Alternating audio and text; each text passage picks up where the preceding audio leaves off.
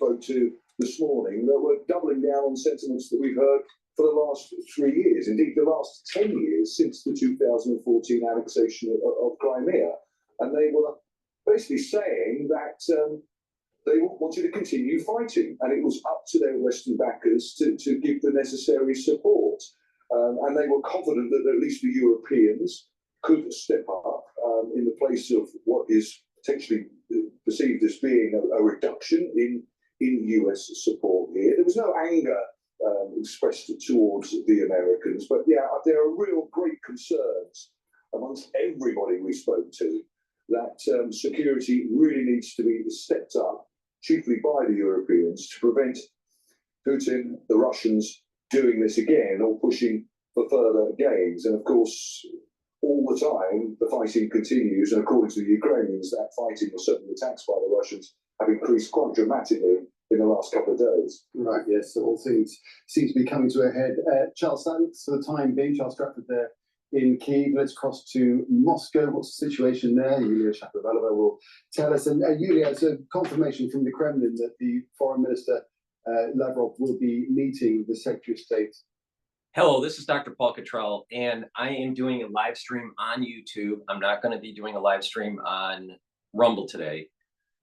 Markets are closed because of President's Day, but I'll be doing a live stream tomorrow morning on both channels. But this live stream will be only on my website, YouTube, and a simulcast on X Spaces. I'll be setting up X Spaces so you can do a call-in, ask questions, give me your take on the news. There's breaking news because of Trump making negotiations for peace between Ukraine and Russia. The European Union and some key countries within the European Union are in an emergency mode. So this is breaking news here. So they're concerned that Ukraine's not part of the negotiations early on. Trump said that he wasn't going to have Zelensky and Putin in the same room on the first round, and because he wanted to talk to Putin first. He did talk to both of them on the phone last week. Now, the Europeans are saying, well, wait a minute here. We're concerned that Ukraine's not part of the early negotiations. This is just Cold War BS all over again with the Eurowiners and the deep state and the national security state. The national security state is prodding from the United States, is prodding basically the Europeans to keep on whining for Zelensky instead of really ramping this thing down. And Zelensky's panicking because he sees that he's losing leverage. So what has happened is that some countries are being asked to pledge soldiers and weapons into Ukraine. The UK said that they would deploy troops, while Poland is saying they do not want to. So they're within the European Union, there's a fight of there's discussion, serious discussion, should they or should they not continue supporting Ukraine with military equipment or with troops. All right, so they're having this big meeting because they're realizing Trump doesn't care what the Eurowiners think. So what's starting to emerge here is pretty big. So that's the breaking stuff. We'll cover some of the other news. I guess there's a flood. There's I guess Kentucky has some flooding deaths that they're doing a news conference on. I'm not sure what's going on with that. So we're going to cover the breaking news and some of the op-ed stuff on the channels, the different media channels. Thank you for joining. All right, I'm going to be setting up X Spaces on my larger X channel, so you can do that call in. Please help support my work. Make sure you subscribe to all 4 channels. I have 4 channels on YouTube. I have Brighteon, Bitchute, and Rumble. So please subscribe to all those 7 channels. That's really important because I do get strikes on YouTube and I want you to get notifications. You can also join my WhatsApp feed to get notifications. Follow me on X. Again, I have 2 X channels. I also have GETTR. So please follow me there. You can listen to my podcast on Podomatic, Apple Podcast, and on my website, the-studio-reykjavik.com. And you can watch live streams on my website of the videos. Usually I do 2 types of videos, the larger screen like what you're seeing right now, and then the dashboard with the market telemetry. But today we're not doing that because markets are closed. Now, what I'd like to ask is for you to please share the links, ask your social media to follow me. As you know, every time I do a live stream, YouTube bleeds me of subscribers. Every time I post on YouTube, they bleed me of subscribers, especially on the big channel. I need your help to help repopulate the channel. Now, you can just, listen and not participate. And just eventually I just go away and I don't talk anymore. It's that simple. You support or I go. It's very simple. So help support by populating the channel, asking your social media to follow me. Make sure you're subscribed to all the channels. A lot of people have been unsubscribed or you don't get the notifications. Make sure you get the notification. Turn on that bell. And it's important to subscribe to all of them. And that's why we get around the censorship. All right. And then, help support my work by donating. You can donate on my website, the-studio-reykjavik.com, through Stripe, PayPal, or buy me a coffee, or be a paid member to my Patreon channel. All the links are in the description. It's easy to donate and it's easy to help support my work by being a paid member on Patreon. It's through the donations that have allowed me to make thousands of videos for free for you guys. Thousands.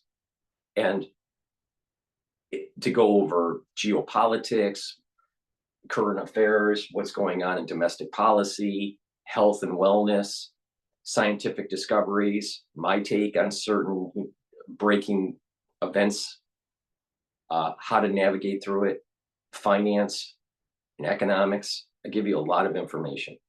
So, and that's all for free. All of it. Not behind a paywall, not behind, Substack or anything like that. All of it is for free.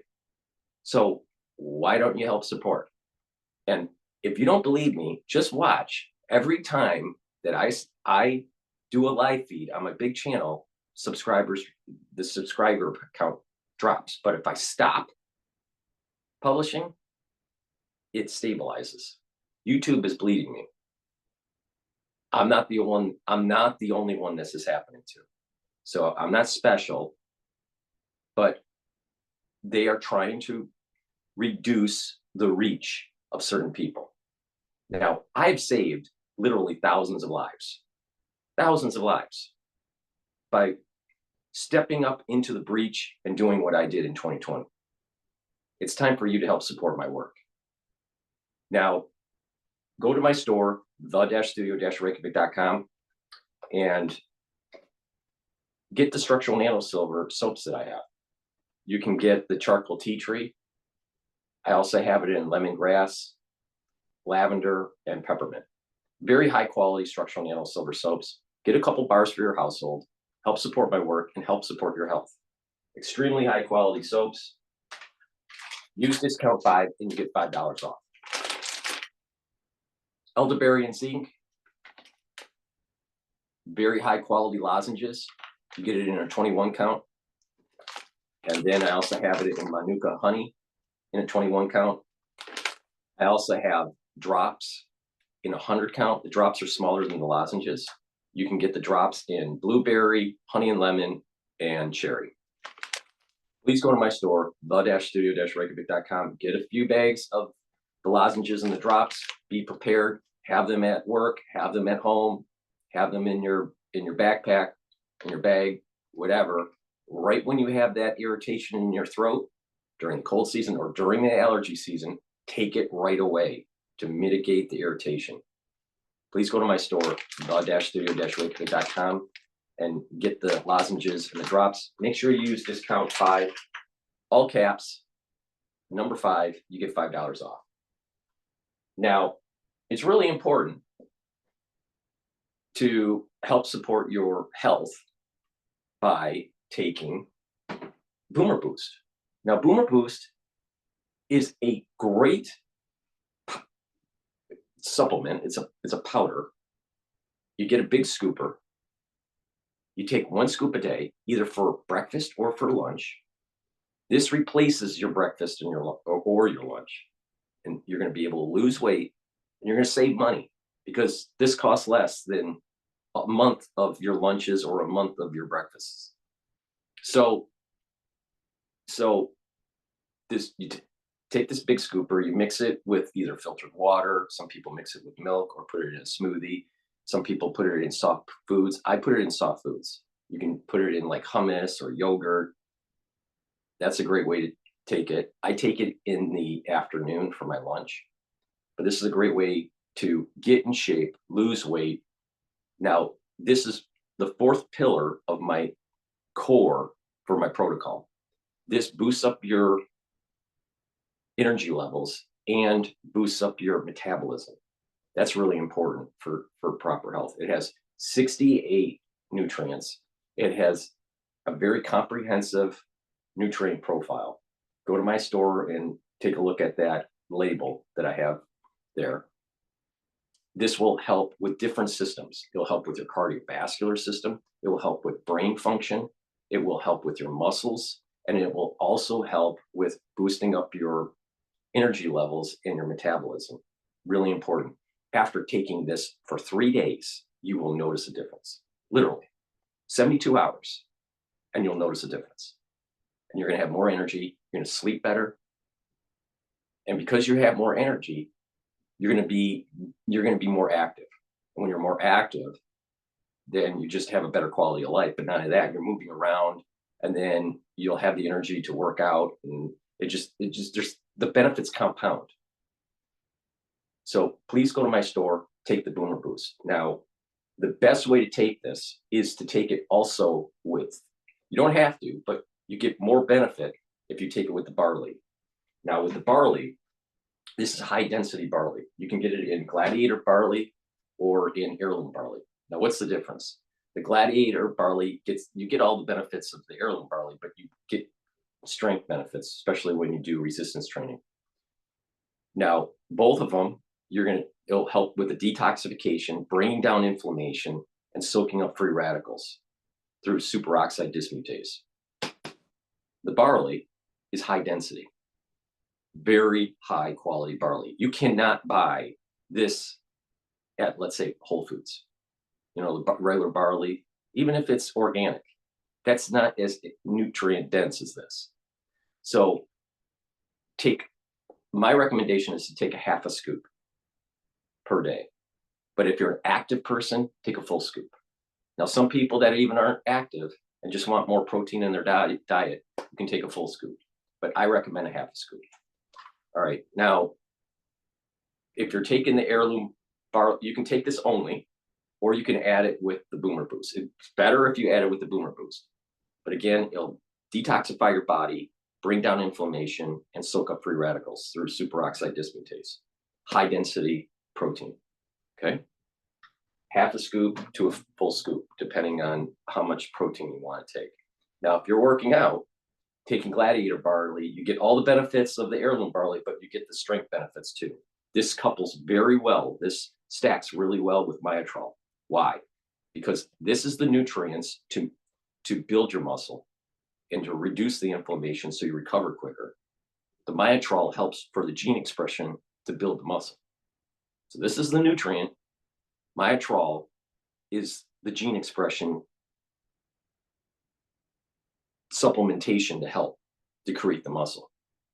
And what will happen is your energy levels will go up and you're going to be able to build muscle quicker. It's great for athletes, and it's great for people that are older that want to build muscle, because when you get 40 plus years of age, you start to atrophy. You start to lose muscle. You start to You know, not you start to lose energy and lose muscle, and there's an atrophying that takes place over time. And if people don't go into the gym and take the right supplementation, you're subpar in your musculature. So this is really important to take. All right. It's for athletes, young and old, but also for people that are not athletes that want to build muscle because they're older and they've atrophied. All right. So now the best result is when you take them together. Now, if you want to control your A1C levels, if you want to control diabetes or prevent diabetes, a lot of people are borderline diabetic. You want to control your A1C levels, take Boomer Boost and Gladiator barley, or the Boomer Boost and the heirloom barley.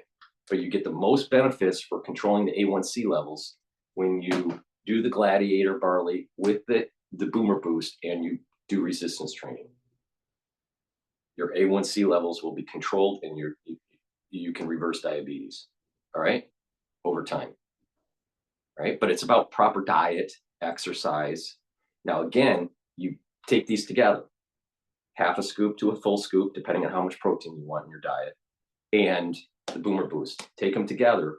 That gets the max benefit. You take it either for your breakfast or for your lunch. All right. You'll start to lose weight and you're going to get healthy. And I'm telling you, you're going to see it in 3 days. 3 days, 72 hours. Now, what I want you to do is if you want the combo, you know, either Boomer Boost with Gladiator barley or Boomer Boost with heirloom barley, you can buy them separately. It's up to you, and use discount 5. I've made a box called Longevity Boost Box, where you get the Boomer Boost and your choice of Gladiator barley or heirloom barley, and I've discounted the box compared to buying the individual items. And you can apply discount 5. This is a great way to save money. I want to get these products in your hand. Why? Because you're literally going to get healthier in 72 hours. 72 hours. All right. With that said, and it's going to help to detoxify your body daily if you're doing this daily. All right. With that said, please go to my store, the-studio-reykjavik.com. Get the products. They work. Follow the way I stack it. You may not take everything I take because it's expensive and people may not have the means to do that. But I give you all these different ways to stack for your particular price point. All right. So you can get the benefits, but it's about the core. Max 35 for the first to boost up your immune system, C60 to soak up free radicals, bring down inflammation with the turmeric, ashwagandha, and the lignans, and take Boomer Boost to boost up your metabolism and boost up your energy levels. When you do that core, you're going to be super healthy. All right. But not everybody can afford that. I understand. And they have to mix and match and do what they, can afford or what they want to target. Throughout this whole broadcast, I'm going to tell you how to stop diabetes, how to stop cardiovascular disease, how to stop dementia, how to stop, this typical American aging that has taken place. You listen to what I have to say, and you're going to be able to get healthy. But it's a holistic approach. It's a holistic approach. It's about proper diet, proper exercise. That means resistance training and cardiovascular fitness. It means balancing exercise. You got to activate that cerebellum. It's stretching, because when you stretch, you're activating different types of neurons. But not only that, you're helping with your tendons and your ligaments, and you're preventing injury. It's about learning new things, reading and writing, talking to people in the real world. When you do all these things, you're getting positive neuroplasticity. You're getting healthier. When you're bringing down all those pro-inflammatory cytokines and you're soaking up those free radicals, guess what? Your endocrine system gets better. Your immune system gets better. When you have a proper gut biome, your skin's better. You think more clearly. You have a better metabolism. You have less inflammation. So when you do this holistically, not just go and buy a supplement or just do yoga. When you do this holistically and you have some mindfulness or some spirituality, you're actually going to bring down your sympathetic nervous system. You're going to bring up your parasympathetic nervous system. You're going to be calmer, and it's going to bring down your cortisol levels and bring down your heart rate. And eventually, over time, you're going to get much healthier, and you're going to slow down the aging process. I'm older than Alex Jones. I'm a lot smarter than Alex Jones. I'm a lot more educated than Alex Jones. Alex Jones isn't healthy. But he's selling a lot of crap. But the thing is that if you follow my protocol, the way to mix and match it, you're going to get healthy. I want you to walk down this path in 2025 to get healthy. All right. With that said, I want to start with the egg prices in New York. This was posted 2 days ago. And then we're going to continue on with the breaking news. A 50-year-old institution in Houston, Texas, says they are currently losing $10,000 to $12,000 a month due to these high prices. Co-owners Michael Saigon and Rihanna Sherman join me right now. Michael and Rihanna, thanks so much for being here. How would you assess the price of eggs right now? So, right before COVID, we were paying on average about $30, $35 a case. Right now, we're paying upwards of $130 a case, which is not sustainable. In the restaurant business, usually, inventory will go up, but it goes right back down. And we're not seeing any decrease in pricing. We're only seeing it go up $4 or $5 a case week over week. So, Rihanna, is the majority of your money now being spent on eggs? It really is. A good chunk of our money is being spent on eggs right now. And, a lot of establishments, a lot of restaurants have been increasing their price of eggs. As you mentioned, we are a 50-year-old establishment in Houston, and we have a lot of elderly customers. We have a lot of multi-generational customers. So we are not at that point yet in raising our prices. However, as Michael mentioned, this is not sustainable, and we've heard rumors that it could go on throughout the course of this entire year. If that's the case, we may have to reassess. So Michael, what kind of an increase are you considering? I mean, you haven't raised prices yet, but you're trying to be sensitive to the clientele. What are you going to do? So we're staying tight right now. We are not planning to raise prices. We're a small business. A lot of our clientele are loyal, coming to us for generations. And, we don't want to spike the price, for a local business like ourselves. We got through COVID. Now we're dealing with inflation. Now we're dealing with eggflation, aka the bird flu. And we don't know what's going to happen with tariffs. Prices could continue going higher. That's a good point. And let me just make a really, quick caveat here. Because of the censorship on YouTube, all right? And that's where most of the eyeballs in the United States are for the viewers. If people like myself can't talk to you because of the censorship of freedom of speech and the censorship of reach, all right? If I can't communicate with you, then how are you going to be able to navigate when H5N1 mutates to human-to-human transmission, which it will happen? That's guaranteed. It will happen. You're going to need me. You're going to need me to navigate through you for this for you. Just like how I helped thousands of people navigate through the 2020 crisis.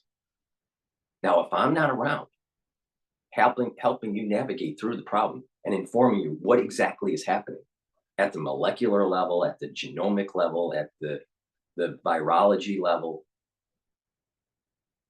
at the epidemiological level, how to navigate through it to improve your health, who are you going to turn to? Because no one is more comprehensive than I am. Nobody. I spend 4 hours to explain to you day after day after day on how to stack to improve your health and your immune system. No one has that sort of fortitude. No one. Now, Alex Jones is bombastic and energetic and has a 3-hour show, but he's not comprehensive like I am. Nobody. Now, if I'm not around, who's going to help you? You think it's going to be, some of the celebrity docs who got it wrong all the time?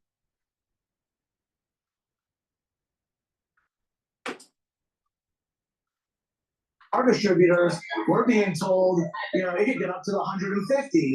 It's, we won't have any relief this year, is what I'm being told. We buy hundreds of cases a week, and the difference of $1, $2 up and down, just going up $5 a week or $6 a week, it hurts. We're taking, like you said, a $10,000 hit a month. It just doesn't work.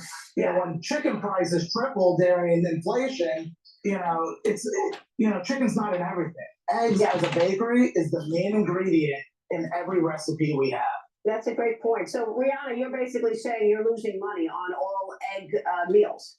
We are, as Michael mentioned, at our New York deli, our top selling item is our 2-egg special.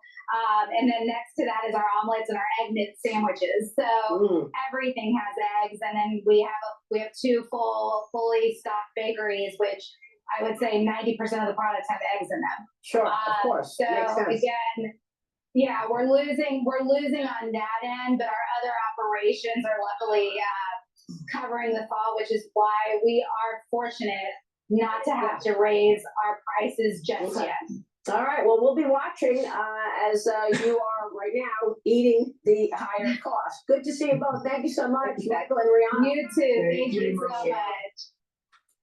All right, I just set up the call-in for X Spaces. You can just listen in. It's a simulcast, or you can request the mic and you can ask questions or tell me, what you think is going on. It seems hard to believe that judges want to try and stop us from what you think is going on in the news, how it's affecting, food costs for you, whatever. Okay, this is interactive. Also, the ones that are watching through the news stream on YouTube, ask questions in the chat too, and I'll take a look at them. It's really important to support the work. Trust me, you're going to need me when H5N1 goes human to human transmission, and it is guaranteed to happen. We just don't know exactly when, but it is guaranteed to happen. You're going to need me. Trust me. Okay.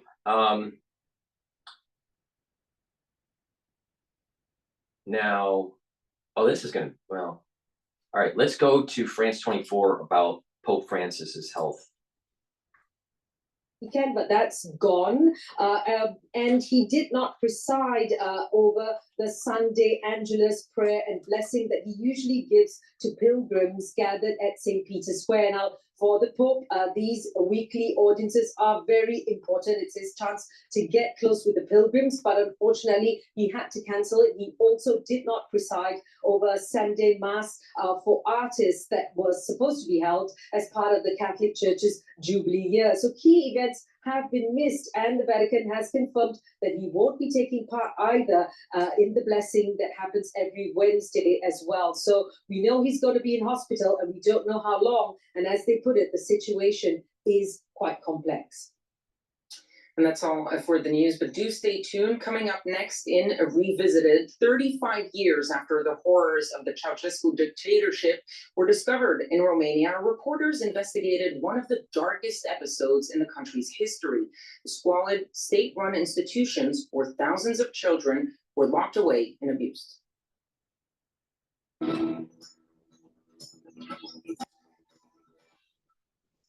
All right, I want to pivot over to this death toll rises after 11. Death toll rises to 11 after severe flooding. I think this is in Kentucky. that this will complicate recovery efforts. They are currently working with FEMA and other organizations for additional assistance, but they say that the state of emergency could be extended depending on the severity of the next winter storm. And I also wanted to share this with you as President Trump announcing federal assistance, sending this statement right here, quote, "The president's action authorizes the Department of Homeland Security, Federal Emergency Management Agency, to coordinate all disaster relief efforts which have the purpose of alleviating the hardship and suffering caused by the emergency on the local population. FEMA will provide appropriate assistance for required emergency measures authorized under Title V of the Stafford Act to save lives and to protect property and public health and safety, and to lessen or avert the threat of a catastrophe in all 120 counties of the Commonwealth of Kentucky. Specifically, FEMA is authorized to identify, mobilize, and provide at its discretion equipment and resources necessary to alleviate the impacts of the emergency. Emergency protective measures limited to direct federal assistance will be provided at 75% federal funding." President Trump, on behalf of the White House, issuing that statement.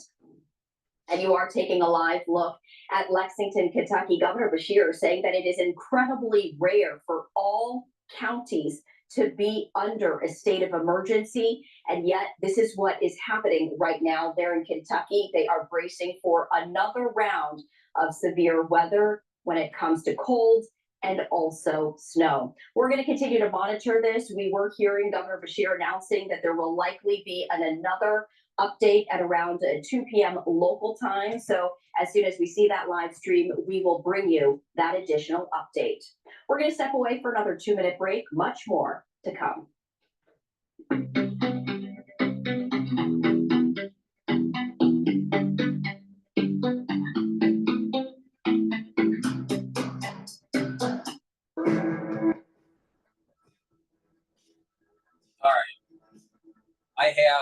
I have the live stream going on YouTube, on my website, and the simulcast on X Spaces. Again, it is the simulcast on X Spaces is designed for people that are watching or listening to ask questions, tell me their take on what's going on in the news that we're covering for today. It's an interactive show, so please type in your questions or your comments in the live feed or ask questions through X Spaces.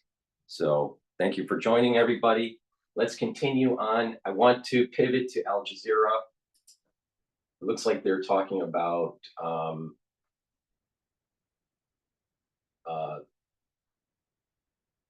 international relations between China and the United States. But people have rallied by a river that flows through India.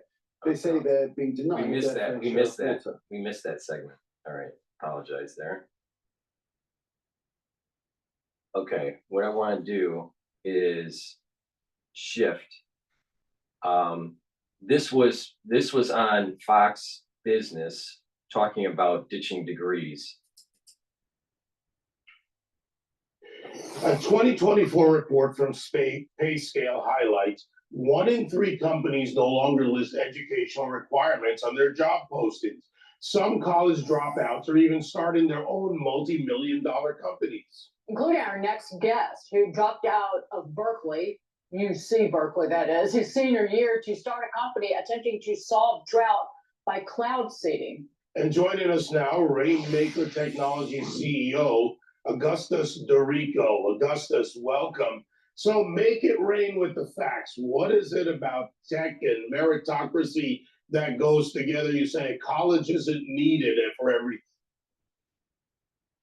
Yeah, absolutely. What we should care about and what tech cares about, and now what the government cares about for the first time in my life because of guys like Luke Ferreter, a member of my Teal Fellow class, and because of the action of Elon and Donald Trump, what they do care about is efficacy. And you don't need a college degree that costs $250,000 and that makes you burn 4 years of your life at adult daycare to become effective and capable.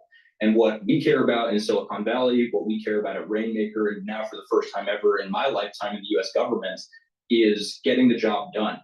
We're producing technology in the United States for the first time to modify the weather to end drought for farms and ecosystems and cities by making it rain more. And I'm inspired by all of the rest of the people in Silicon Valley that are building small modular nuclear reactors, advanced manufacturing foundries, autonomous weapons systems, all without college degrees. This is what we should care about and should be focused on. And there's precedent for it because in the Apollo program, the average age was 25 years old. That's how we got to the moon. In the Manhattan Project, when we built the first nuclear bomb, the average age was also 25 years old. So the fact that our government's age has skewed so much older, rather than taking in the best and brightest, I think is indicative of the decay that we're seeing in our competition with China and just at home writ large. My brother, Augustus, my brother and I for years have talked about how we would have been better off if we had not gone to college. It would have saved money and we would have started our journey to where we wanted to be so much earlier. Are you actually finding it an advantage when you go out to raise money for your company and when you go out to meet other entrepreneurs that you didn't, finish out your time at Berkeley, that they see you as a go-getter? I noticed you called out that I went to UC Berkeley, and although while I was there, I didn't dye my hair pink. I think if I had spent any more time there, I'd have been all the more indoctrinated and made narrow in my thinking, because I wouldn't have realized that I have the potential, like anybody else in college now that might be listening to this does, to get into the workforce, to build new technology. I think that if you can get out and start something or work for a great company that's building technology that'll make America great and that will push civilization forward and that will honor God, then you should absolutely do that, rather than run the circuit of fraternities or write more essays about books that you didn't read. Yeah, and remember, those founders were also very young when you think about the founders of this country. Let's move on to this. JP Morgan CEO Jamie Dimon has had it, and I do mean had it, with older employees insisting on working from home. Just listen to this, Augustus. The young generation is being damaged by this. That means they may or may not be in your particular step, but they are being left behind.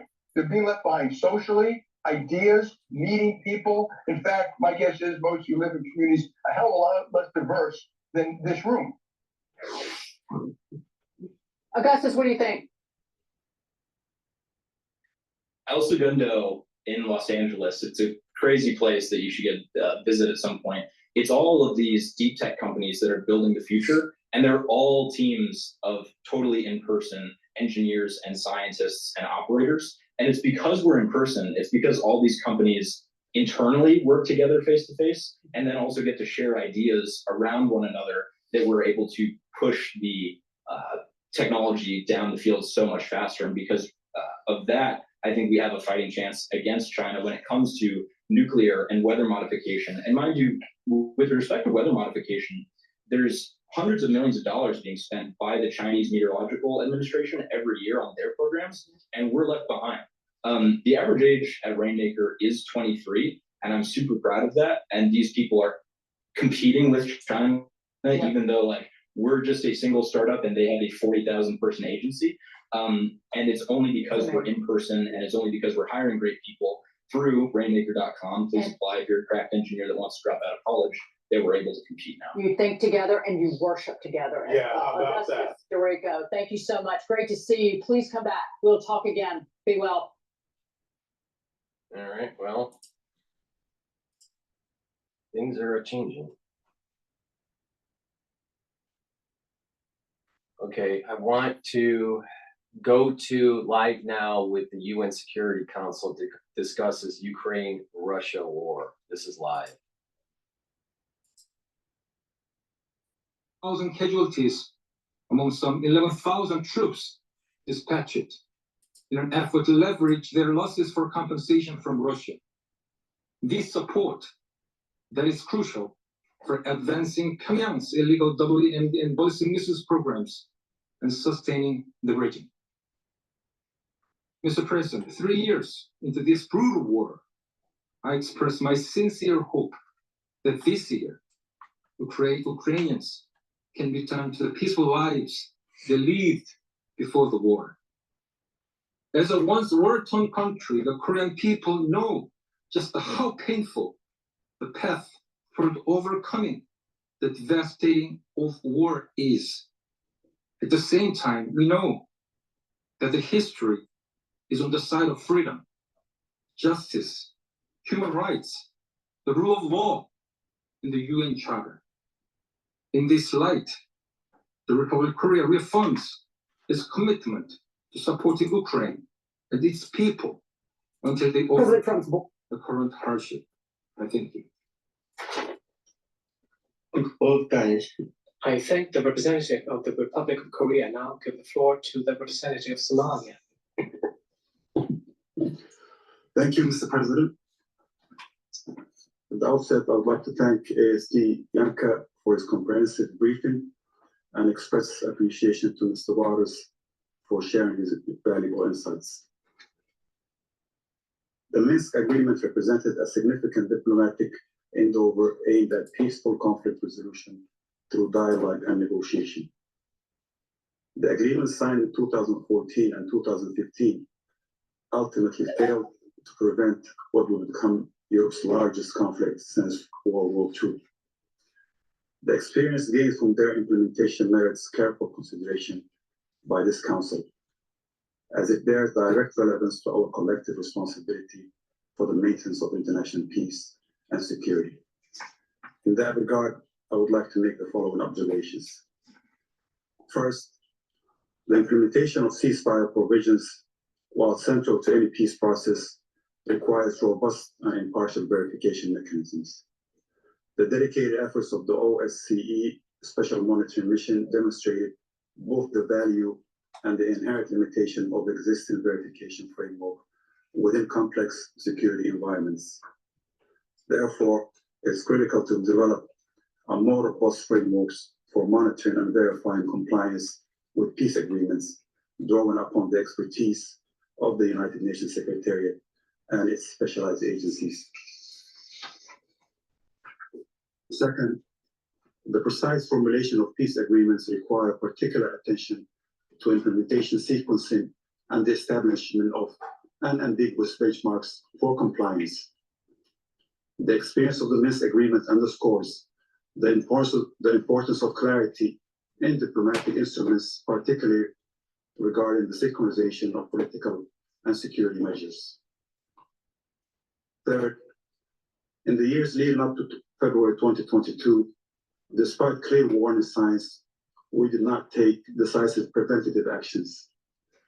It's incumbent upon this Council to examine its preventative role as mandated by the Charter and enhance its early warning capabilities through strengthened coordination with regional organizations and relevant United Nations entities.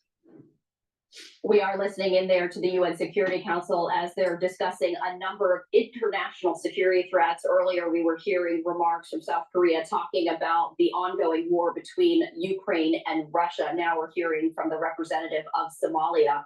We are going to step away for our final tuna break of the hour, continuing this live. Okay, so I'm gonna pivot, and we're gonna CNN published an hour ago Bill de Blasio, who used to be the mayor of New York. He's commenting about Eric Adams, the current mayor.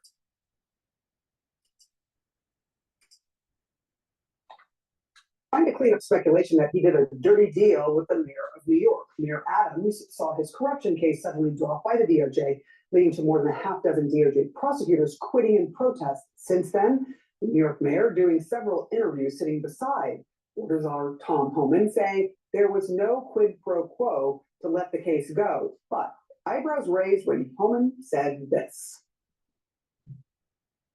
If he doesn't come through, I'll be back in New York City. And we'll be sitting on the couch. I'll be in his office, up his butt, saying, "Where the hell is the agreement we came to?" So that was a joke. And if you play the tape further, he laughs and made a response. Well, I will hold you accountable to. I'll hold ICE accountable to get what they did done. I'm telling him, I need you to come through on your promise. He responds to me that I need to come through on mine. Joining us now to discuss former New York Mayor Bill de Blasio. Thank you so much for being here. This man, What you just this heard man, from all right, because I've seen it with my own eyes, all right? This man, de Blasio, is the man that destroyed New York and turned it into a pre-Giuliani era. He himself destroyed New York. And of course, he was pushing, liberal agendas. Don't you remember, get some free fries if you get inoculated? This guy is an idiot. Not only that, not only is an idiot, not only is an idiot, he's on take. Them doing he doesn't say deal, the plan. I mean, is this a deal that they have made from what you've been listening to? Look, it doesn't look good for sure. And I think it was a huge mistake for the mayor to go on that show with Tom Hunter, who's a figure. You know what's a huge mistake, de Blasio, is giving free fries for inoculations during the crisis. Not only do you get the heart disease, but you get all the other problems with what you get from the inoculation. Lovely. But de Blasio knows it all. This is the reason why we need to focus on our representatives in the United States. If they're stupid, we need to call them off. And he's stupid.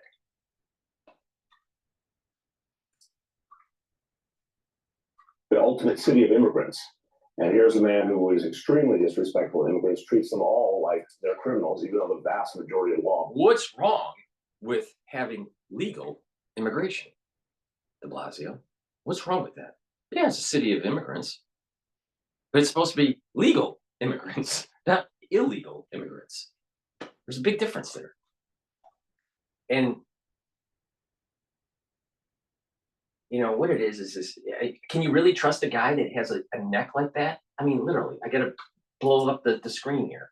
I mean, really, does he look like a paragon of health? Shit. So that was a mistake to begin with. This situation's a mess, Sarah, obviously. But what I'm concerned about at the same time is, a quid pro quo is a very different matter than a policy decision. Whether I agree with him or not, I often don't. Eric Adams has said he wants to do something different about immigration than some of the rest of us have done previously. That has to be seen in its own light. But right now, it's incumbent upon Eric Adams to set this record straight. He has basically, in my view, he has this week to do it. His entire political career, his time as mayor, everything comes down to this week. He has to convince the people of New York City right now that he will take on Donald Trump when Donald Trump does something that hurts New York City. I don't mind if he agrees with Trump on a particular matter or has to curry favor to get if you align with Trump, with immigration, if you align with Trump, then you are going to be attacked by the Democratic Party and they're going to try to push you out of power. See, Mayor Adams, when he was running for mayor, made it seem as though he was going to be harder on crime, tougher on crime, right? He was going to clean up the city. He had, the street cred because he was part of the police force. So people voted him in because we didn't want people like him, like de Blasio, that literally destroyed the city. Not figuratively, literally. The rats in the city were being better fed than the people that are elderly in the city under de Blasio.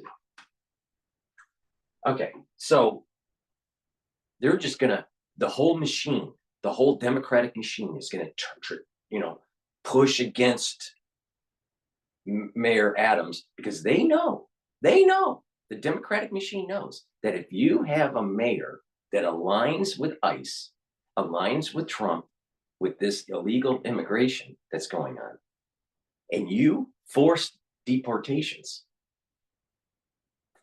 out of the city and back to the illegal immigrants' home. If that mayor aligns with the Trump administration, then ICE will be successful. The moment that that mayor decides not to, then it's going to cause a lot of problems for ICE to do its operations, because the mayor is going to tell the NYPD not to comply. But the way it's set up right now, Mayor Adams is aligning with Trump and aligning with Holman on doing these deportations. The Democratic Party doesn't want to hear that. Now, why? Do you think that they really care? Do you think they really care about the immigrants, these illegal immigrants? The Democratic Party? No, they don't. What they do care about is flow of funds to the state and to the city coffers. New York State and New York City is hemorrhaging people. The populations are declining. That means that less money is flowing into the school system because they have less pupils.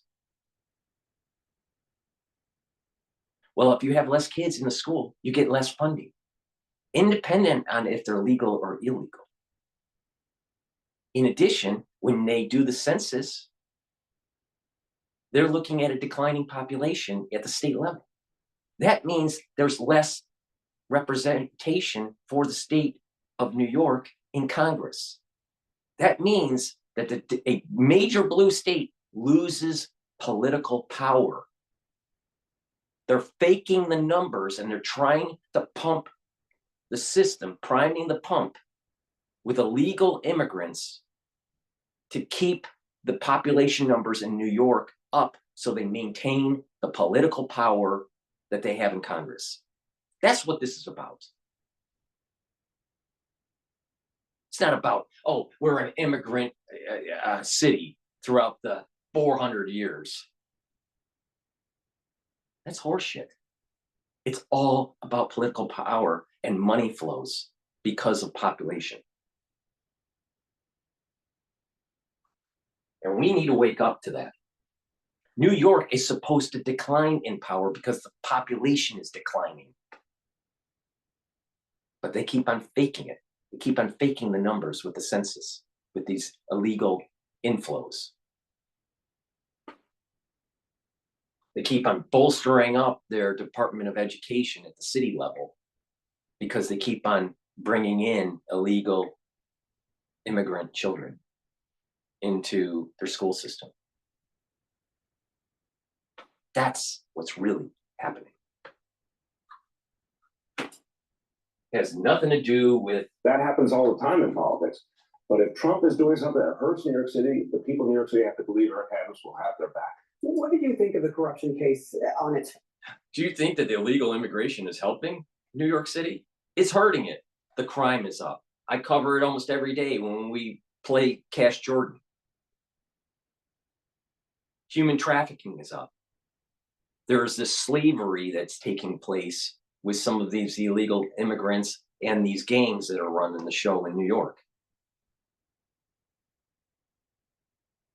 Services for citizens, legal citizens, are declining because there's no money left because it's going to illegal immigrants.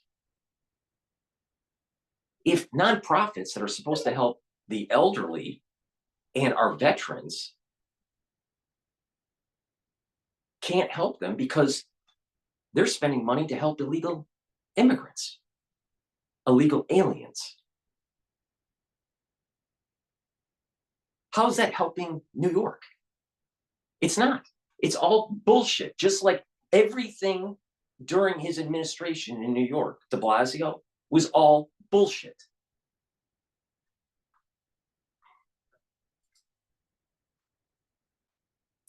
I thought it was a weak case, honestly. You thought it was weak? Yeah. When you hear, though, from prosecutors who led the case, one of them saying about the decision to drop it, no system of ordered liberty can allow the government to use the carrot of dismissing charges or the stick of threatening to bring them again to induce an elected official to support its policy objectives. Is there something dirty going on here? These Trump is using reverse lawfare because the deep state was using lawfare, not only against Trump, not only against his cabinet, not only against his advisors, but also individuals that have aligned themselves to the Trump administration, either at the city level or at the state level. So Trump saying, enough with the lawfare. We need to get the job done and undo these bad Democrat policies that have ruined cities in America. New York is a shithole because of Democratic policies. Literally, a shithole. I'm not kidding. I'm not speaking hyperbole. You have people literally taking a dump on the MTA train system in the car, in the train car, literally shitting in the train car.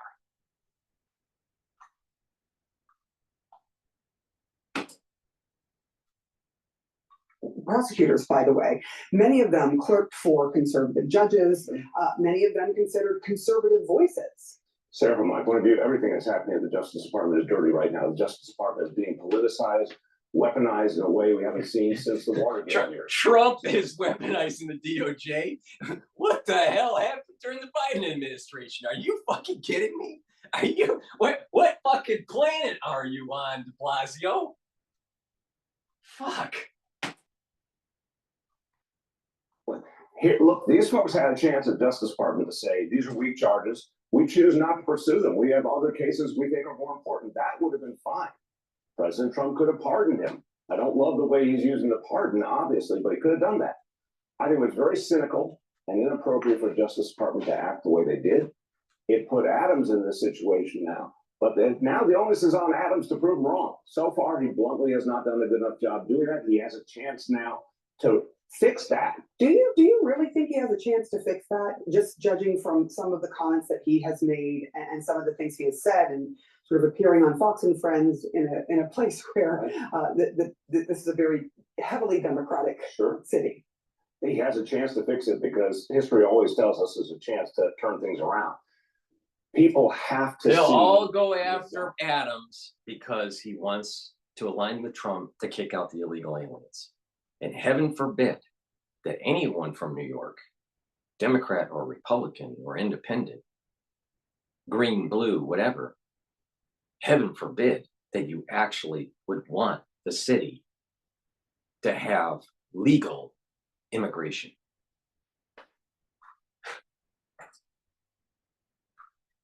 From him. And if he doesn't do it really quickly, events are going to overtake him. And the unfortunate reality is we have in this city right now a series of choices before us. We have an election for mayor, 4 months Democratic primary, which is decisive.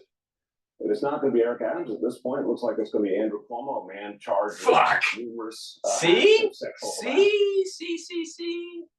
You see all this taekwondo crap that they're doing at the Democratic Party? Demonize Adams because he's aligned with Trump, because he's for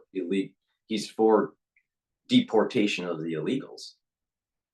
And then all of a sudden Cuomo comes in and saves the day, resurrects his political future from the dead, and becomes mayor of New York. Now, don't we remember all of the problems that we had with Cuomo during the crisis? Don't you remember that? Do we really want to have Cuomo in? Now, what will happen is that he'll get in because there's a political machine that's corrupt. Adams gets kicked out. Cuomo comes in, and he's going to use all of his, his lawfare and his power as mayor to fight ICE. And that's the political play that the Democratic Party is hoping for. Among other things, I mean, this is a very sad reality for New York City right now. So when I say he has one chance to fix it, it's almost like a prayer that something gets better in this city, and the mayor shows that leadership to help us get out of this mess. Here's why I ask whether he has a chance to fix it. When you look at what happened surrounding him, never mind the case being dropped by the Trump administration. And by the way, the Deputy Attorney General has said it wasn't dropped on the merits of the case. It was dropped because he wouldn't be able, if he was doing this and being in court, wouldn't be able to go through with Donald Trump's initiatives on immigration. So it wasn't about the merits of the case.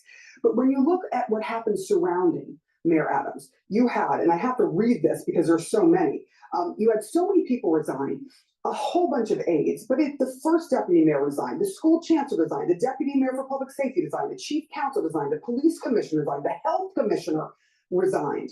That leaves the city with a whole lot of, well, no, right, oversight, no management of certain things, because they are looking at this case and going, we don't want anything to do with it. What does that tell you about his leadership? It's deeply troubling. It's deeply troubling. And the fact is, and it's fascinating and painful to watch something like this, because that simple act of going on Fox and Friends, that alone, or having a meeting with Honan, poisoned this situation. That was his mistake. Again, he is the elected mayor of New York City. We should be doing everything by elections. One of the other things. Shouldn't he be working with the president is a question. Well, in general, any mayor should work with the president, try and get the best out of that relationship for the people we serve. But the fact I mean, think is, about that question that the anchor on CNN said. Should she be working with the president? See, it's the other side, the Democratic Party, also the mainstream media, in the most part, is all about stonewalling the Trump administration. That's all they want to do.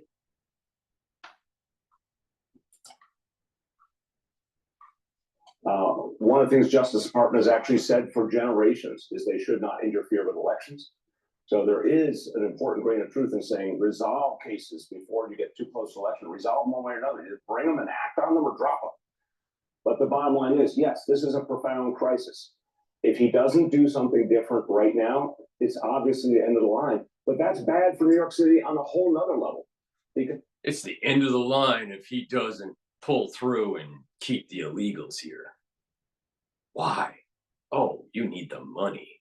Oh, you need the bodies to make sure that you have a census count that gives you the power in Congress. It's not about the needs of the illegal immigrant. It's the needs of the powerful in the Democratic Party. They need to maintain that power. And then riding on a white horse is Cuomo. Cuomo is going to save New York.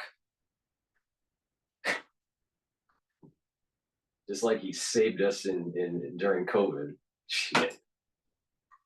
Bullshit. And look at the ramifications. Look at the likely next leader and what happens. And we get plunged into a new era of scandal. This is not something that should be happening in the biggest city in this country, the greatest city in the world, in my view. Here we are. I'm just praying he can give people some reason to believe again. If he can't, then events will overtake him. Will you run? My time is, I was honored to serve for 8 years. My time is done. All right. Bill de Blasio, thank you so much. I appreciate it.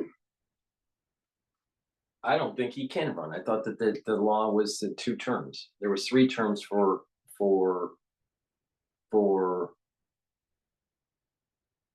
Bloomberg, and then I think the law was written to go to 2 terms only. So I don't think he can run.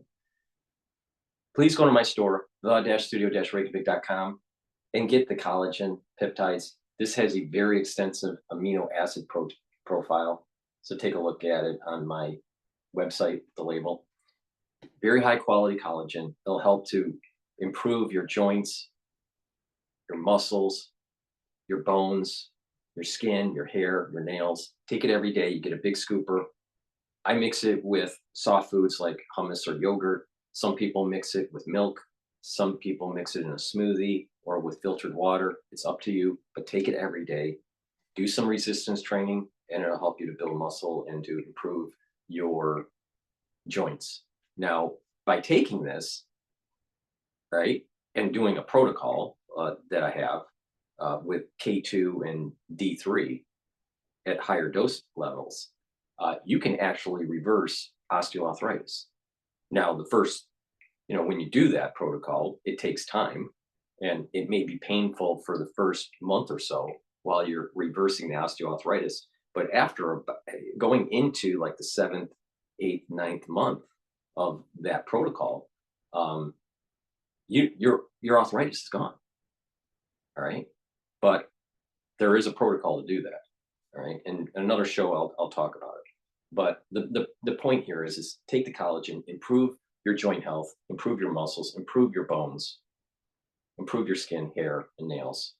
Please go to my store, the-studio-reykjavik.com. Take the collagen every day to improve your health. Really important. I have a structural nano silver toothpaste. I'm literally the best toothpaste that you can buy. It has no fluoride in it. Why is there no fluoride in there, Dr. Paul Cottrell? Thank you for asking. Fluoride makes you stupid. All right. So take this structural nano silver toothpaste. It'll whiten your teeth, freshen your breath, maintain a good gum line, reduce inflammation at the gum line, improve those bleeding gums, right? Some people have bleeding gums, especially when you get older. This is going to improve it, reduce that inflammation, and heal the gum line. This will neutralize the pathogens that create the plaque. And by having good oral hygiene, you're reducing cardiovascular disease and you're reducing valvular disease. Lots of people that are older start to develop valvular disease. Why? Because they have poor oral hygiene. So please go to my store, get a few tubes of this toothpaste. It is literally the best toothpaste that you can buy. You can't get a better toothpaste than this. And instead of supporting Alex Jones that gives you a inferior product, why not go to my store, the-studio-reykjavik.com, and get a superior product? And not only that, I tell you how to stack all this stuff to improve your health and slow down the aging process. Now, do you think Alex Jones is slowing down the aging process? I don't think so. Now, you've been watching me for more than 5 years. Have I aged? Why? Is Dr. Paul Cottrell a vampire? No. He actually has an anti-aging protocol that works.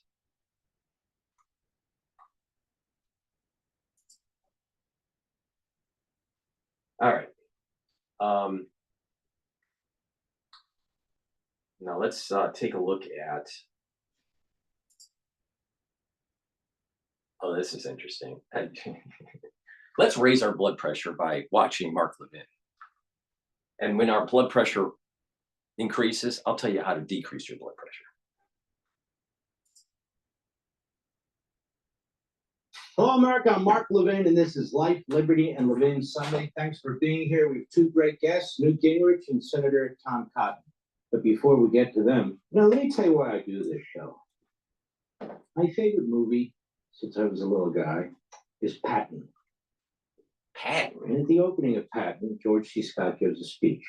And something stuck in my head for all these decades, when I was a young kid, all the way to now. The phrase he said was, glory is fleeting. Glory is fleeting. Sometimes people will be on TV or radio or other forms of entertainment, and they get big heads. And they do it because they want big ratings. They do it because they want to be recognized when they walk down the street. I can promise you this, that's not me. I don't care about any of that. It's not the way I was brought up, and it's not the way I roll. But I'll tell you how I do roll. This morning I was at a favorite local diner here in Florida, and I know the waitresses, and they tend to be middle-aged, and I'm quite friendly with all the folks in there when I go in.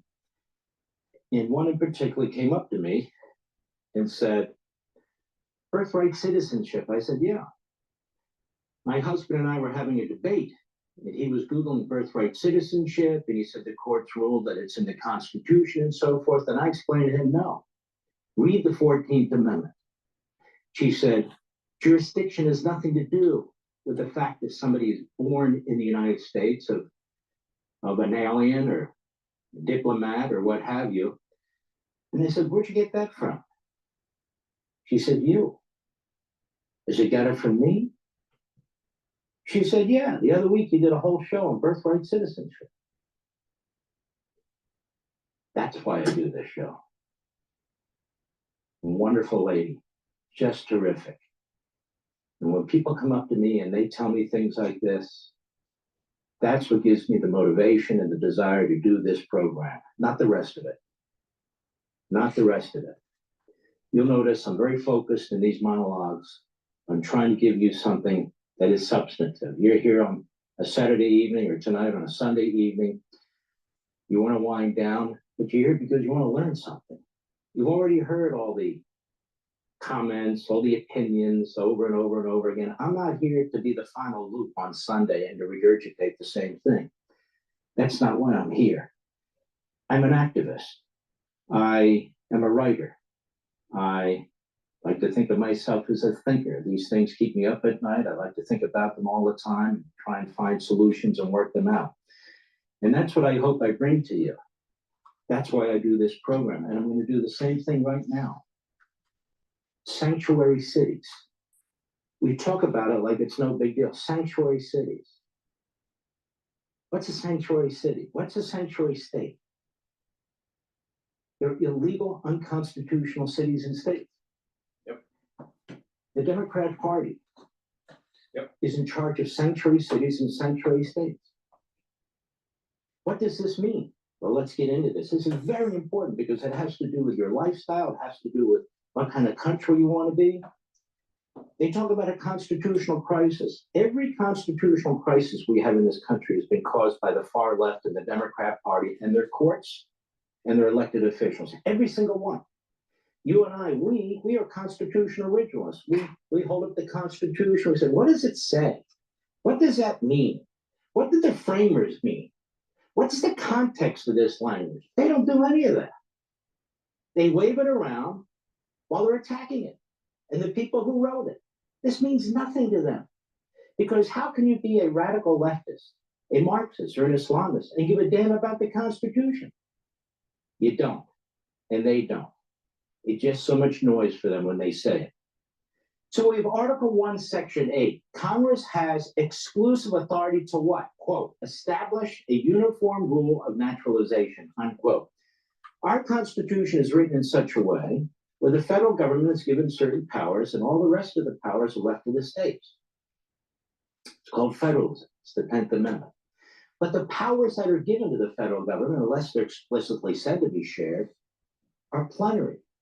In other words, they're supposed to be few, but they're powerful.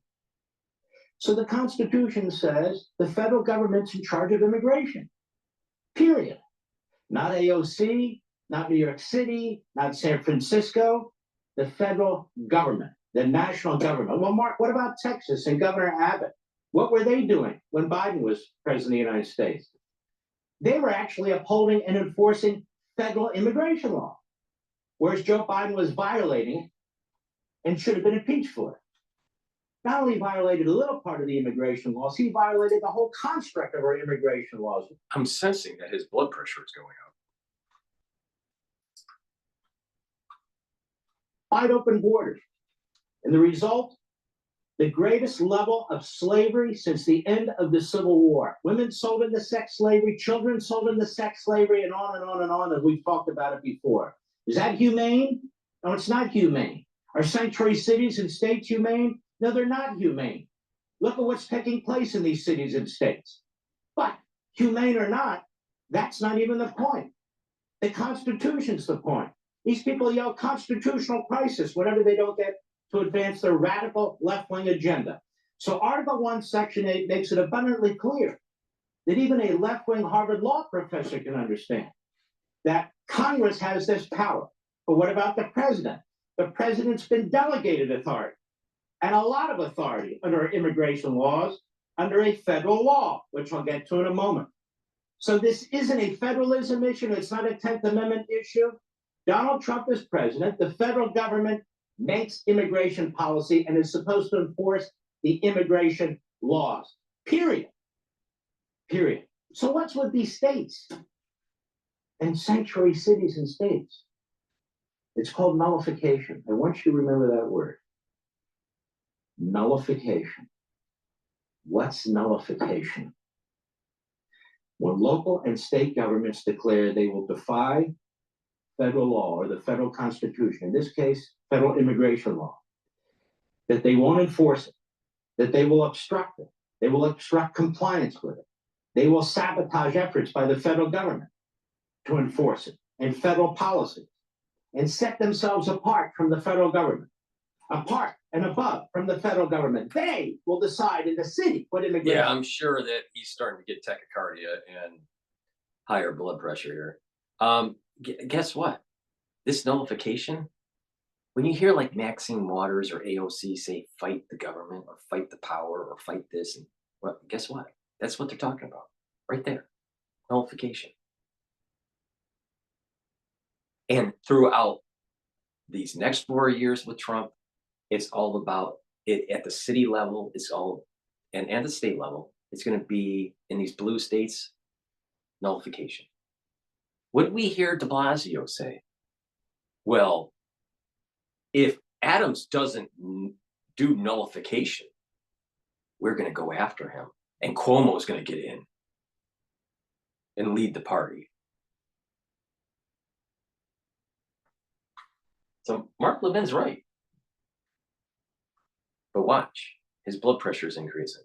I'm pretty sure. Policy is. They will decide in a blue state what immigration policy is. That's nullification of federal law, which is utterly and completely destructive of our Constitution. Nullification is not only unconstitutional, it was used by the slave states, starting with South Carolina, in the lead up to the Civil War to justify secession from the Union. See, the Democrat Party hasn't changed all that much, or the characters have changed, the groups have changed, but the ideology has never changed. The Democrat Party is a destructive party that has never embraced the Constitution, not from its earliest days. It's not only the party of slavery, it's not only the party of segregation, it's not only the party of eugenics, it's not only the party of Jim Crow, it's now the party of nullification all over again, 160 years later. In other words, the slave states declared they could, would, and did nullify federal law, even the Constitution, and the Confederacy was born. Their argument was, look, we states within our state will decide what part of the Constitution applies or if the federal government's applying it properly. Now, you can challenge these things and so forth and so on, but you can't declare them nullified. Nullified. For one, we have the Supremacy Clause. For two, we have the entire construct of the Constitution. Powers are divided. We also have 8 U.S.C. Section 1182. It gave to the president broad authority to prevent aliens from entering the United States. It's a law. We also have 8 U.S.C. Section 1373 that prohibits local and state governments from banning the sharing of information about aliens and their legal status and whether they're criminals and so forth and so on. Federal law.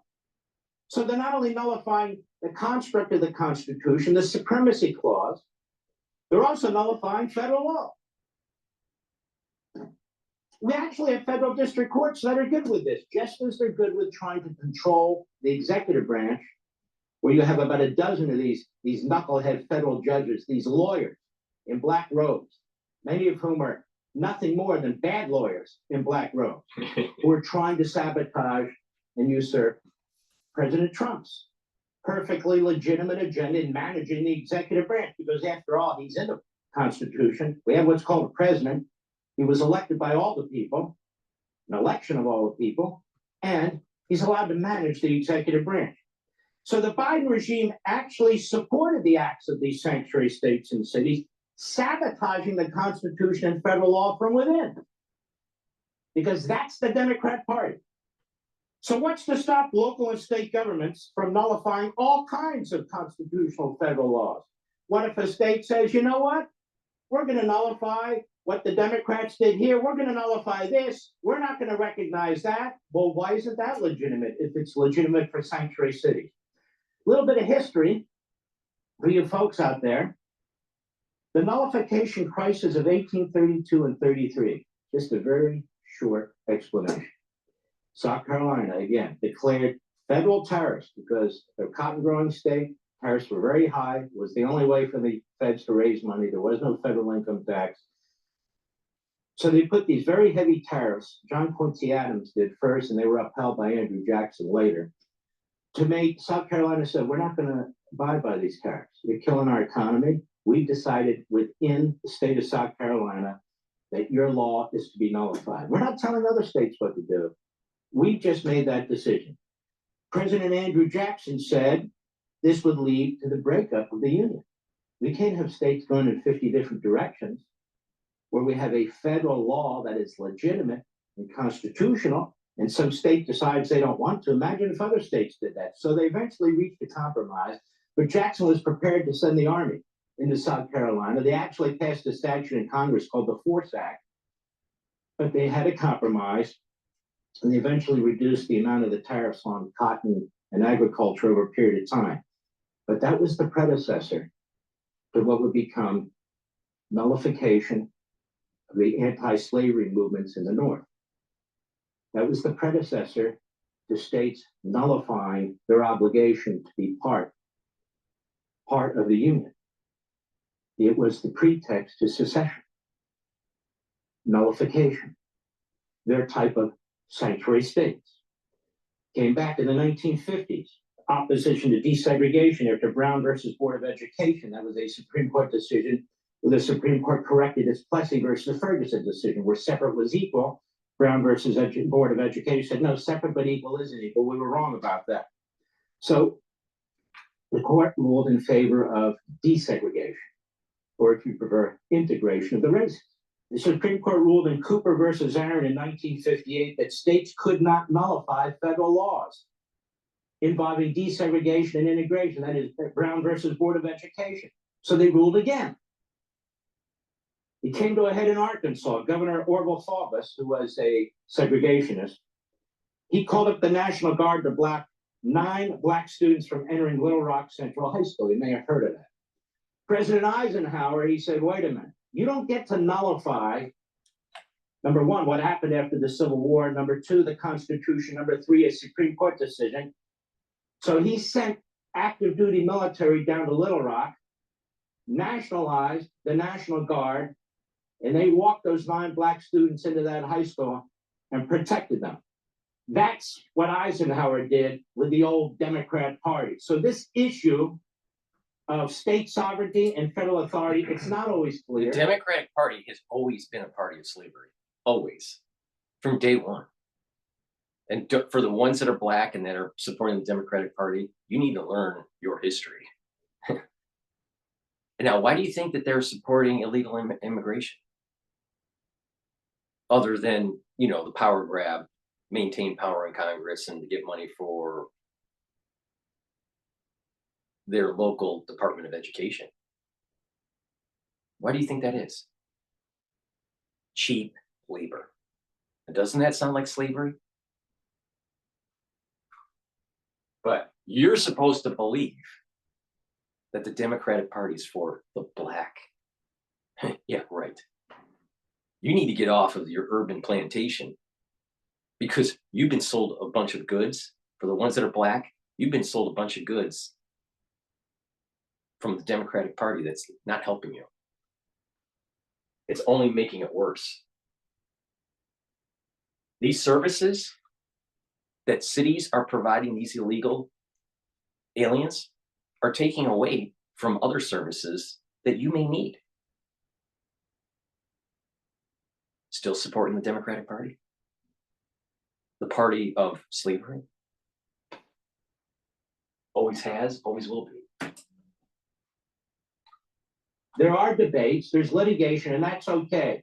But what is clear is that the issue of nullification of sanctuary cities and sanctuary states is utterly and completely unconstitutional. It's settled by the construct of the Constitution the Supremacy Clause, the Civil War, Supreme Court decisions, whether lower courts want to adhere to it or not. Every single city and state. I want you to look at the list of the states and the cities and the towns that have self-declared nullification from the California, federal constitution. Colorado, Just like the Confederacy. Connecticut, That they are going Illinois, to prevent, they are Massachusetts, going to obstruct, New they're going to Jersey, slow walk, do whatever New York, they can to undermine the ability to enforce our North federal Dakota, immigration laws, Oregon, Rhode Island, under which the Utah, Constitution gives plenary Vermont, power Washington, to the federal Washington, government, D.C., New in which Orleans, the president is responsible for Baltimore, overseeing Lansing, and executing the Atlanta, entire Santa Fe, sanctuary movement. New York Its City, attempt to nullify the Philadelphia, Constitution and federal law is a throwback Louisville, to the Albany, Confederacy. Lancaster, It is a throwback Richmond, to the days of slavery and segregation, to today, to the days of slavery due to Democrat Party open border policies that took place and the horrendous, inhumane consequences. So my point is this: the old Democrat Party, the party of the Confederacy, has never died. Sure, its issues have changed, the groups have changed, but the ideology has not. See, the Democrat Party has never embraced Americanism. It's never embraced the Constitution. They don't embrace Americanism and the Constitution. Well, they keep lecturing us about Americanism and the Constitution. Don't listen to what they say, watch what they do. And what they do is damnable. I'm glad that Mark Levin didn't stroke out. But to improve your cardiovascular health and your immune system, get the dual purpose product that I offer, olive leaf extract. How does it work? It brings down inflammation, and it also helps to lower your LDL levels and increase your HDL levels. So by taking olive leaf extract every day, you're going to help with your immune system, and you're also going to help with your cardiovascular system. Because when you bring down your LDL levels, you're going to have less LDL that's oxidized. When you bring down inflammation, if you bring down inflammation at the vascular level, then you're reducing that signal to building plaque, because it starts with inflammation and causing an irritation in the intima of the blood vessel. And then eventually there's a slight tear, and then LDL and oxidized LDL gets into the middle of your blood vessel called the media and creates plaque by being eaten up by a macrophage that turns into a foam cell. Well, if you have less LDL and less inflammation, you have less plaque buildup. Please go to my store, the-studio-reykjavik.com, and get the olive leaf extract so you don't stroke out when you're watching Mark Levin explain how the Democratic Party is doing a controlled demolition of the United States. Also, please go to my store, the-studio-reykjavik.com. Make sure you use discount 5 and you get $5 off any order. Get the magnesium and zinc to boost up that immune system. Take it every day. If you're not feeling well because of the cold season, take a double dose. Take one in the morning, take one in the evening. Make sure you drink it with filtered water. Why? Because it's water soluble. Vitamin C and magnesium also boosts up your immune system and improves your skin. Plus, you don't get scurvy. You don't want to get scurvy. Please go to my store, get that vitamin C and magnesium, boost up that immune system. If you're not feeling well because of the cold season, take a double dose. Drink it with filtered water because it's water soluble. Make sure that you use discount 5. All right, let's pivot over. Illinois Dems are discussing President Trump's budget cuts. So let's just pop in to see what they have to say here. Reiterar que como representante de uno de los distritos de gente más trabajadora, estamos aquí como delegación del estado de Illinois para... I mean, it's amazing. A big issue, and they're not speaking it in English. Forget it. All right, I'm going to pivot over to France 24. Just hopefully they're talking about the emergency summit, the EU summit on Ukraine. Meeting those. There are literally dozens of journalists here in the courtyard of the Elysee. the point is, according to officials here at the palace, this is the first step in a process that's going to be launched and that will be inclusive to all the other countries in the EU. Some countries have already been complaining about not being invited here today. But what has been said is that the Elysee wanted to convene this meeting rapidly with those who are willing and able to act when it comes to the security architecture of Europe. What's at stake here basically is to try and come up with a common position when it comes to Ukraine. As you know, Donald Trump has spoken to Vladimir Putin for an hour and a half on the telephone. We learned that this weekend during this conference that took place in Germany's European Security Conference in Munich, where Vice President Vance took a pretty aggressive stance when it came to the US's position.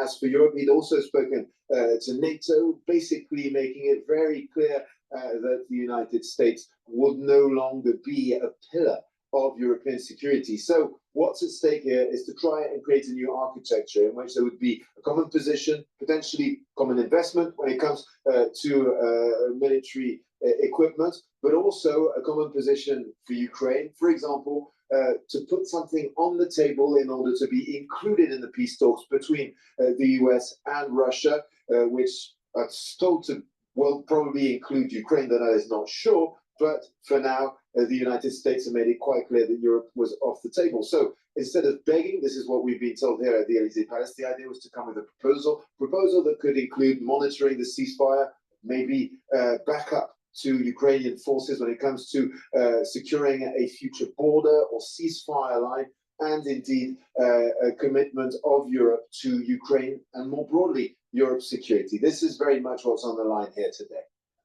Thank you very much, James Andre, for your reporting. James Andre reporting there live from the Elysee Palace, where that emergency meeting is taking place.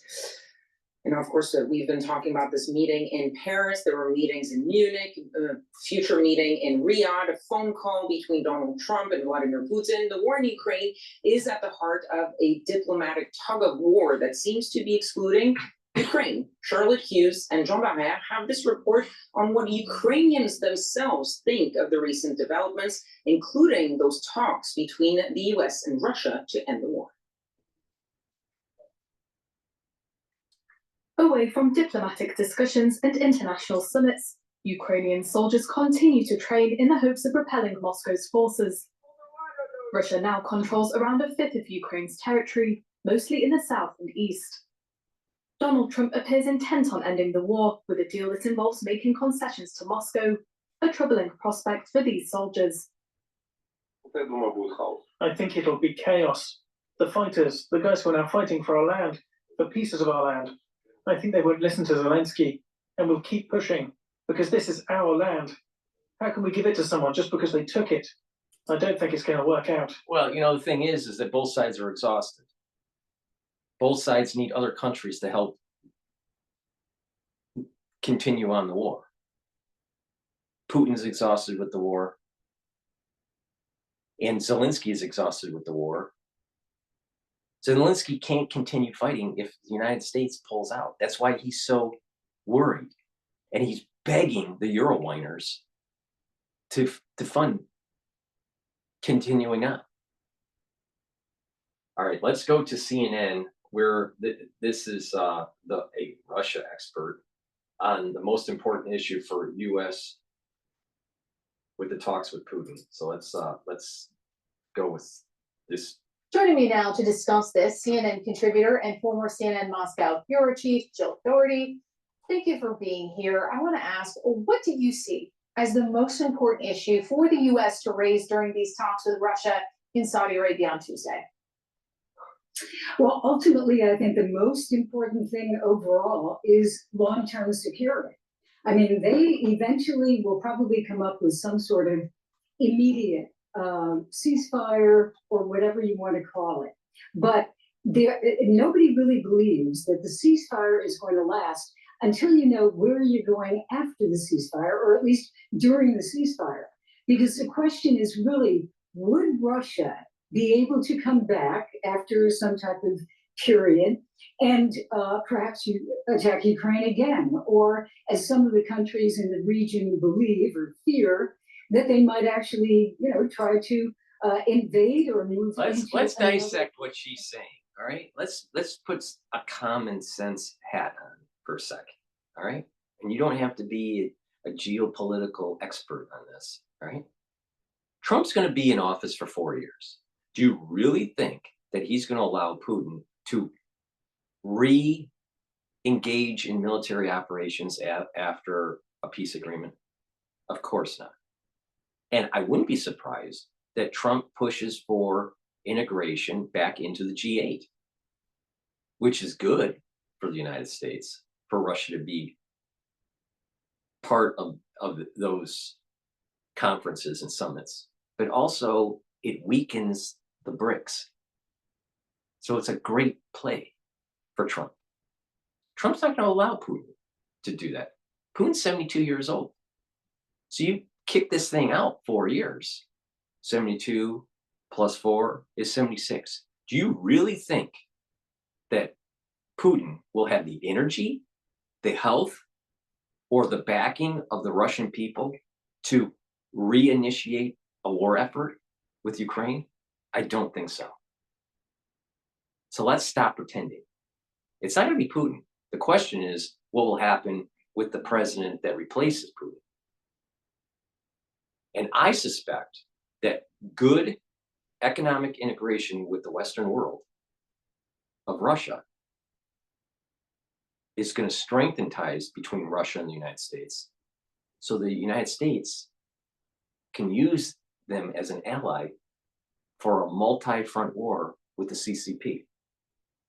So stop pretending. Just get this damn war over.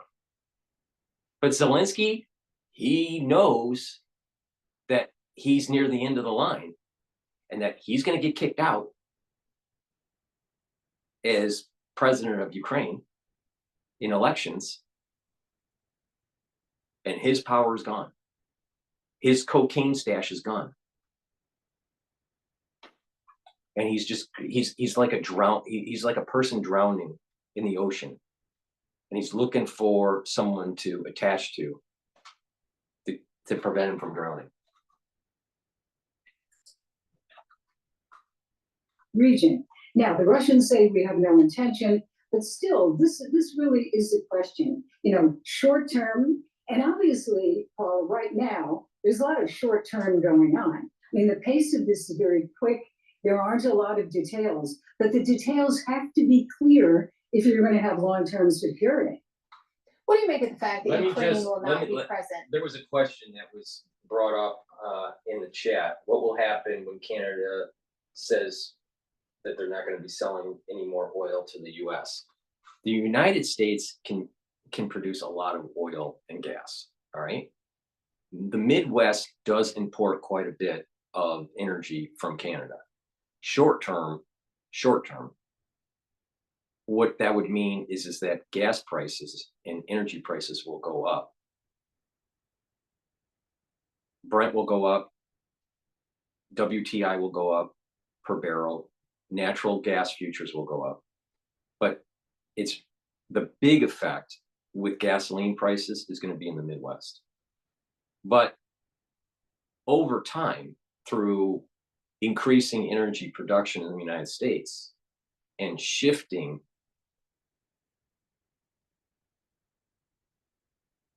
natural gas and shifting gasoline and production from the United States into and shipping it into the Midwest, midterm, right?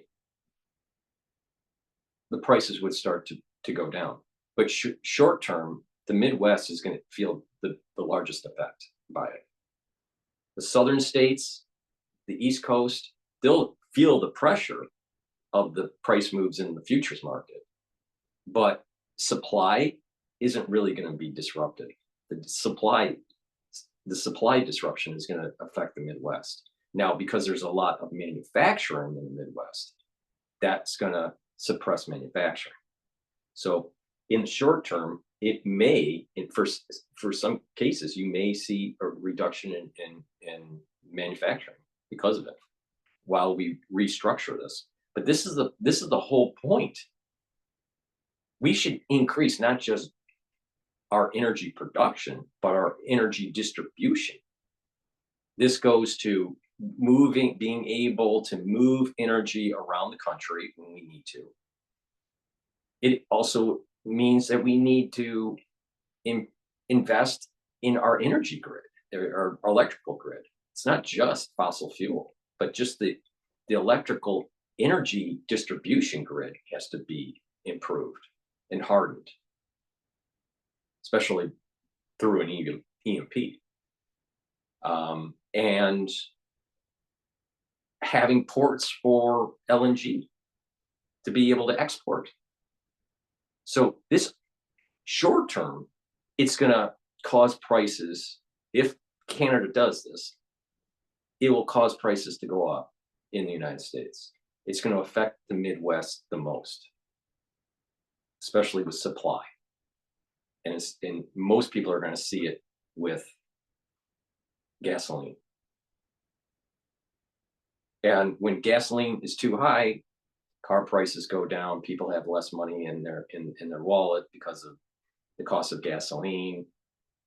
We're already having problems with food inflation. So because of that, people are probably going to suppress their spending.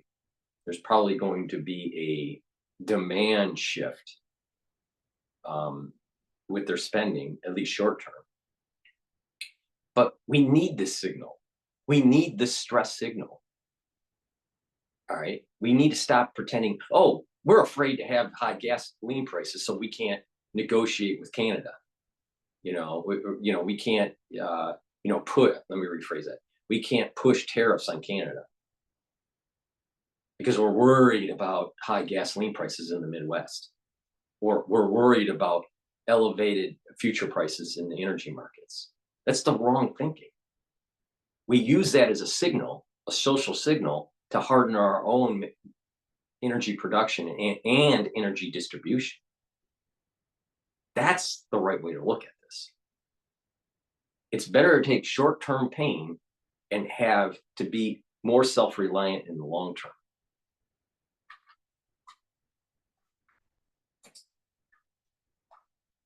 These talks in Saudi Arabia, but instead will be part of dual negotiations in Kyiv.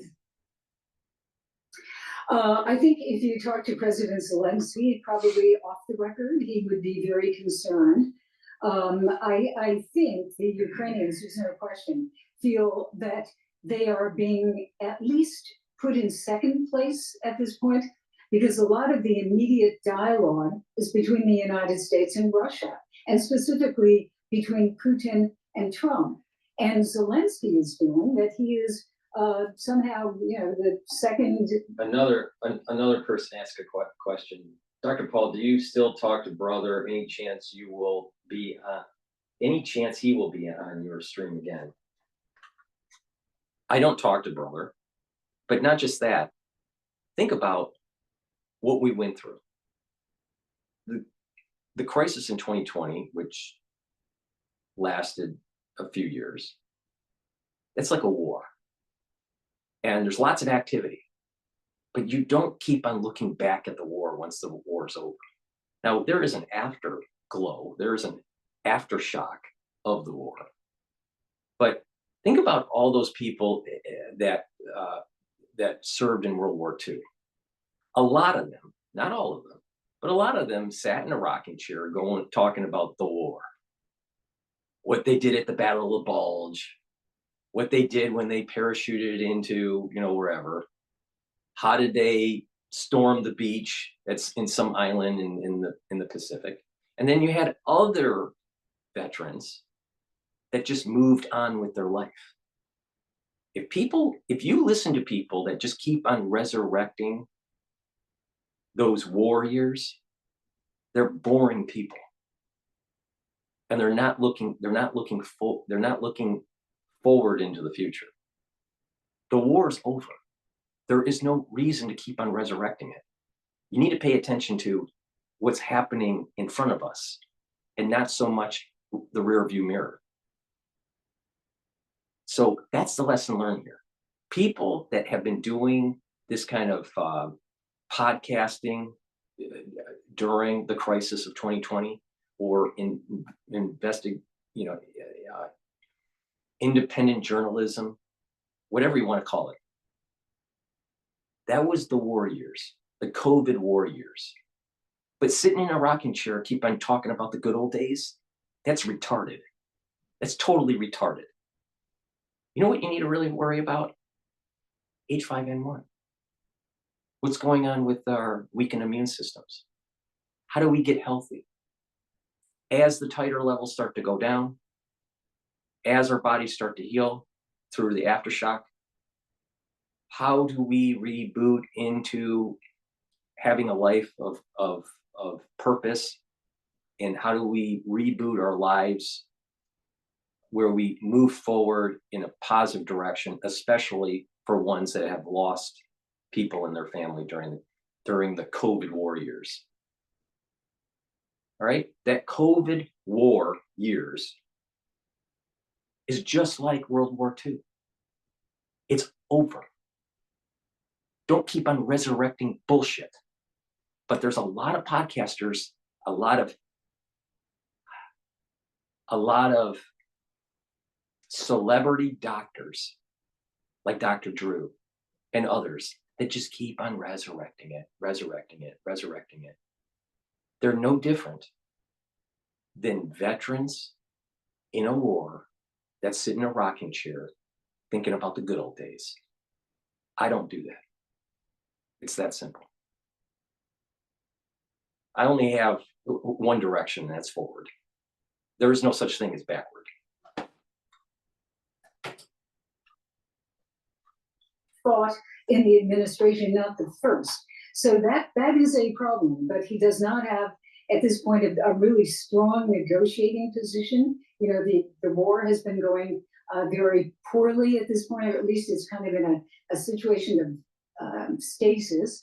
And so, what does he do? He has to make the best of a bad situation. And he was counting originally on the United States to really, stand by them. Now, the administration, there are a lot of, as you can see, I'm saying now, but because there are a lot of sides to this, but the administration would say, no, they will be part of this. Don't worry.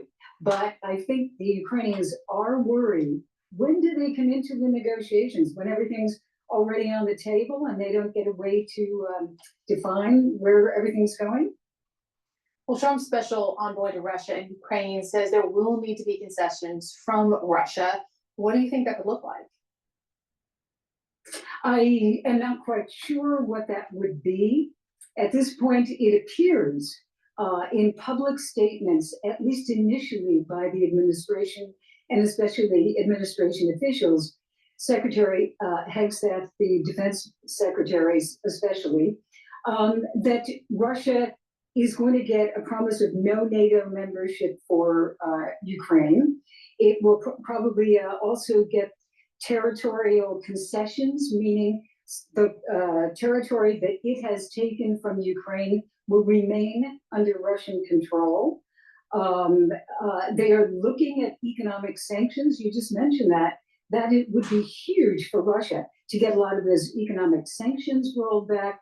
But so far, I truly don't see a lot that Russia is being asked to give at this point. That said, there aren't a lot of specific, concrete details of what we're talking about. There's a lot of talk, we've got to end it and end it quickly, but exactly how is still a big question. Well, European leaders will be holding an emergency summit tomorrow in response to the U.S. leaving them out from these peace talks. How do you think the Kremlin views this push from Europe to unify without the support of the U.S.? Oh, well, I mean, if you look at the Russian media, they're very happy about this because they feel that the Europeans are panicking, that the Europeans aren't quite sure. They feel that they too are being, left out of the initial negotiations or discussions, which they are. And they also feel that they are the people who will be called upon, the Europeans, to carry out some type of ceasefire. So they are worried as well. And if Europe is worried and they are concerned about the United States and they're trying to get their act together and be unified, that is exactly where Vladimir Putin wants them. He wants them divided, confused, and worried. And so right now, I think Putin probably feels very good about this. You can just hear it in Fred's report, the quote from the Kremlin. They're pretty happy about all this. Before we let you go, today marks 1 year since the death of Russian opposition leader Alexei Navalny. His family gathered at his grave earlier today. I want to play a clip of one of the last interviews he gave for the CNN film documentary, Navalny. My message for the situation when I'm killed is very simple: not give up. Do me a favor, answer this one in Russian.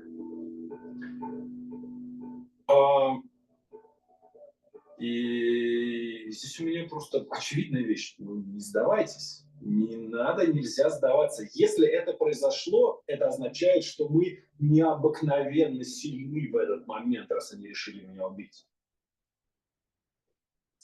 What is the state of opposition in Russia right now, Jill? Well, they are completely excluded from any type of public participation in Russia at this point. Nobody can go on the streets to protest, although there were lines for the grave of Alexei Navalny in Moscow today, and that I think is significant. But the problem with the opposition right now is they don't really have a leader who is as strong and charismatic as Navalny was. And, you know, he is gone. His wife valiantly, you know, speaks around the world, but she's not Navalny.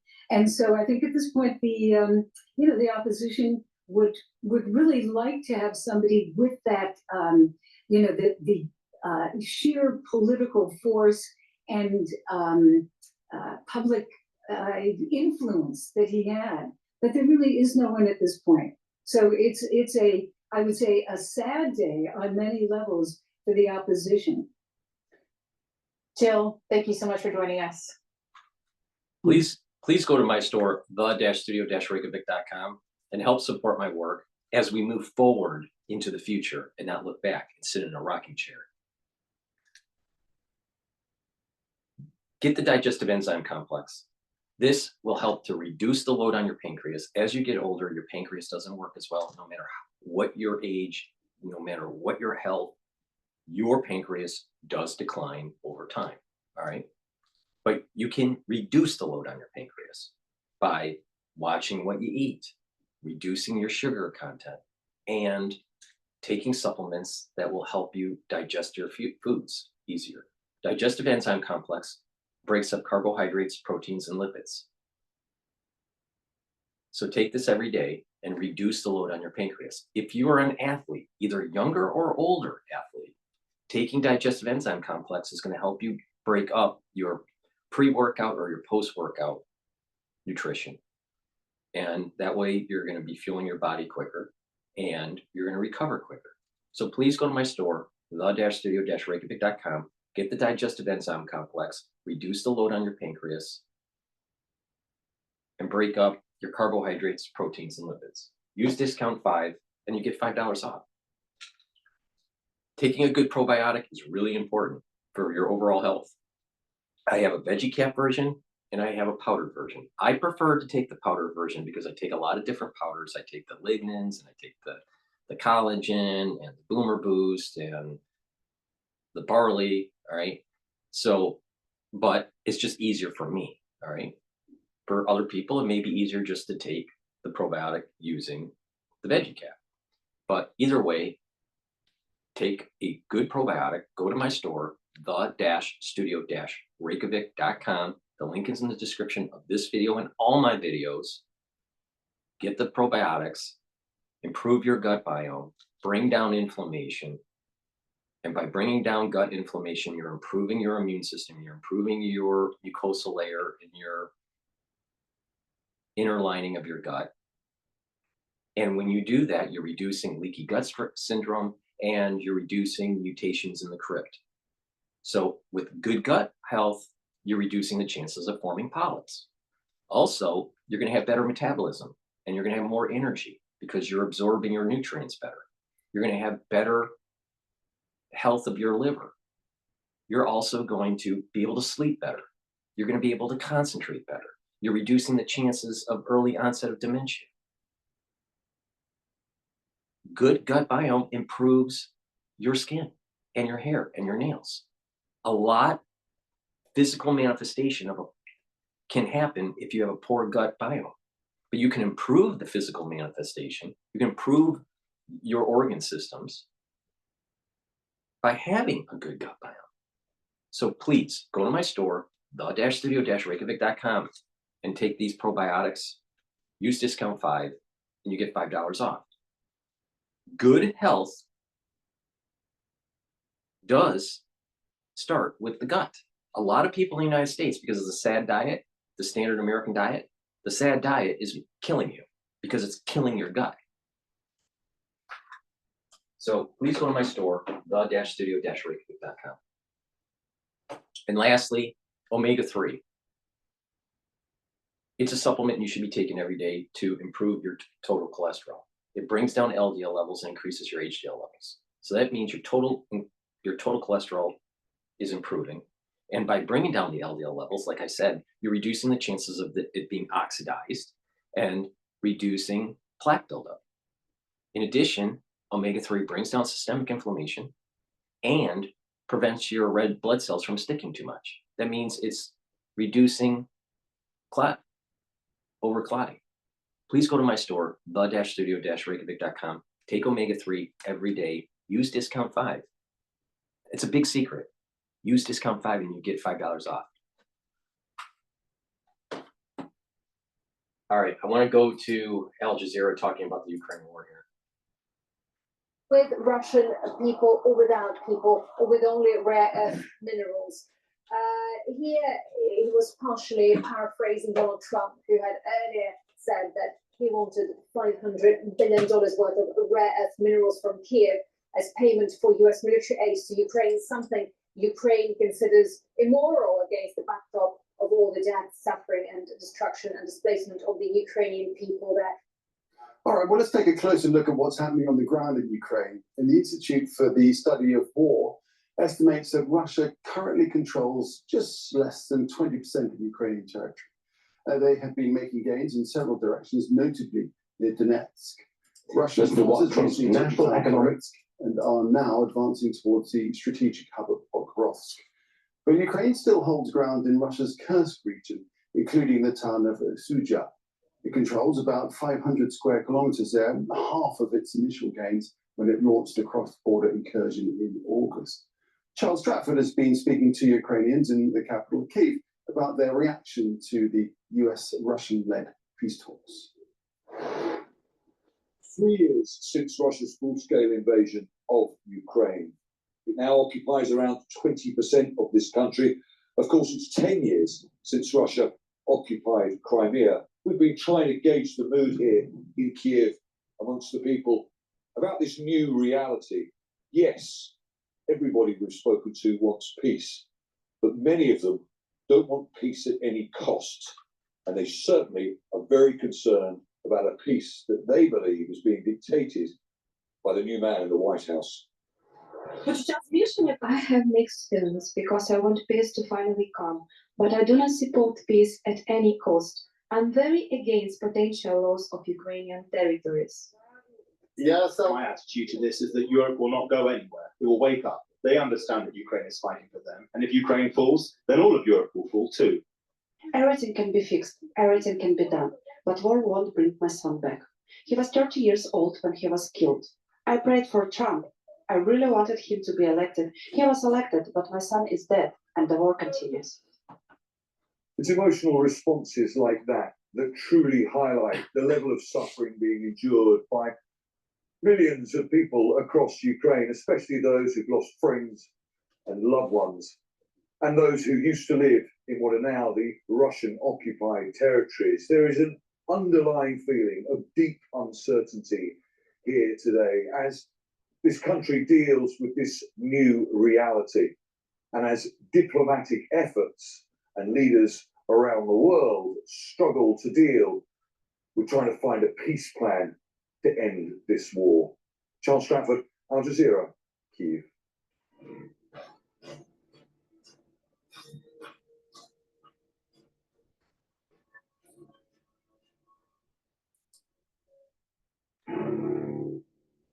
There are less than 2 weeks left until the end of the first phase of the Gaza ceasefire deal between Israel and Hamas. Palestinians have had some respite from Israel's relentless bombardment, but after 15 months of war destroyed 70% of Gaza's buildings, most families have nowhere to live.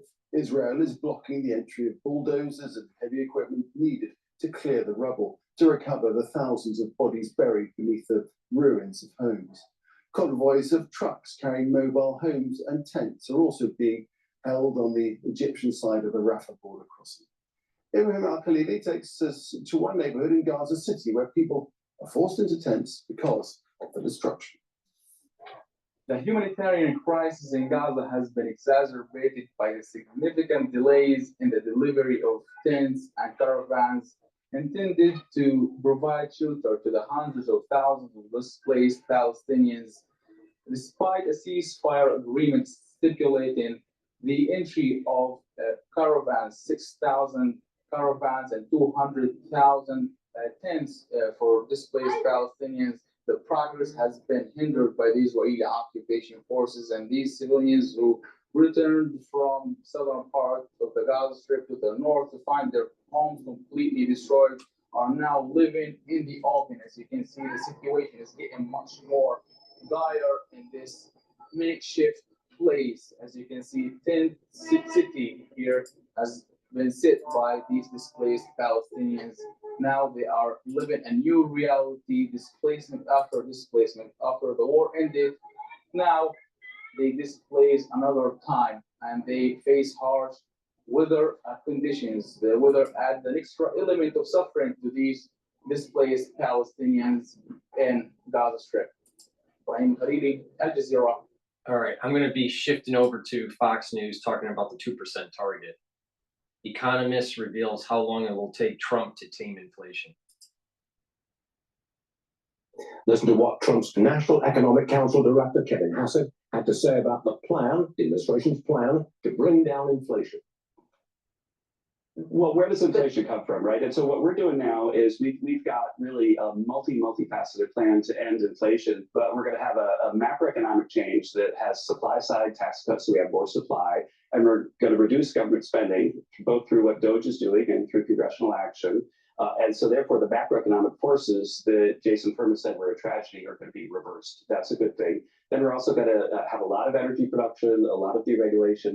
And then finally, when needed, we're going to focus on the individual thing-by-thing pieces.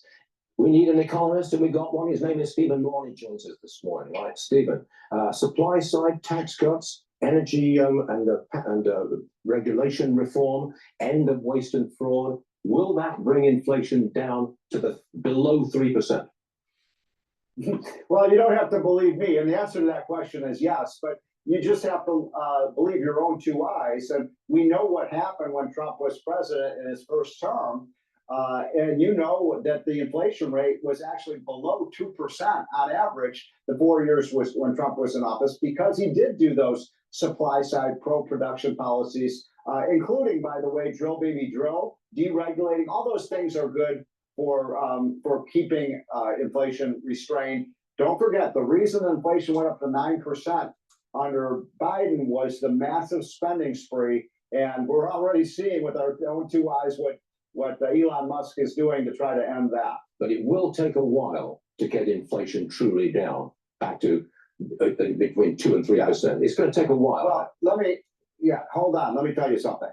The inflation problem is very real.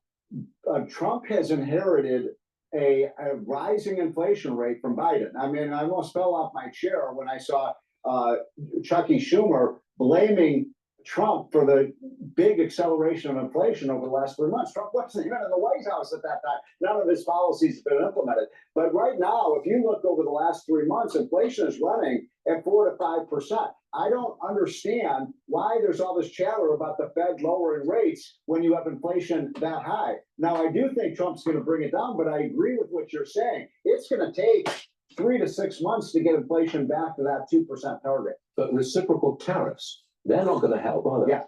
They're inflationary, are they? Well, it depends on whether you think Trump can pull this off. I happen to think he can. It's a bit of a risky strategy. But what Trump is saying to these other countries that have to trade with the United States, including China, including Europe, including Canada and Mexico, you lower your tariffs or we're going to raise ours. Now, it's a game of chicken. It's a sort of tit for tat strategy.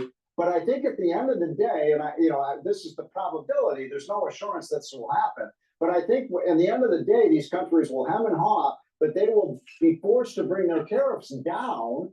And that's good for everybody. And if that happens, then it causes a disinflation effect. Now, if this starts a trade war and you get, these tariffs ratcheting upward, then you have the opposite effect. But don't forget, every country has to trade with the United States. China can't win a tit for tat war with the United States, nor can Mexico, nor can Canada. So I'm hopeful this is going to lead to freer and fairer trade over the next 10 years. And stop calling the de minimis rule a loophole, as you guys were just doing. This is something that's been in effect for 100 years. These are packages that are worth just a few $100s. And did you know it costs the border control people $5 a piece to go through these packages? I'm in favor of the de minimis rule. I think it makes a lot of sense. We don't want every single package coming to the United States inspected by the border control people. It's just not feasible. Stephen Moore, thanks for being with us. Full good stuff. We'll see you again soon.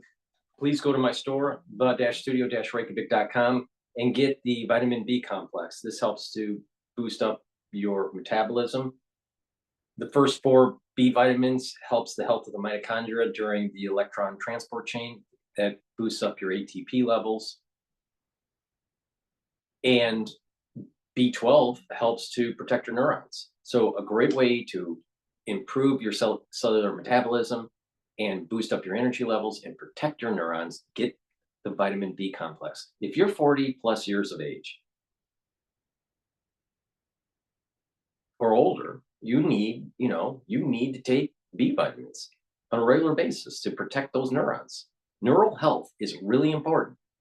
And unfortunately, as your neurons start to weaken, as you get older, if you're not doing a holistic approach to improve your neural health, you are going to have problems when you get older, for sure.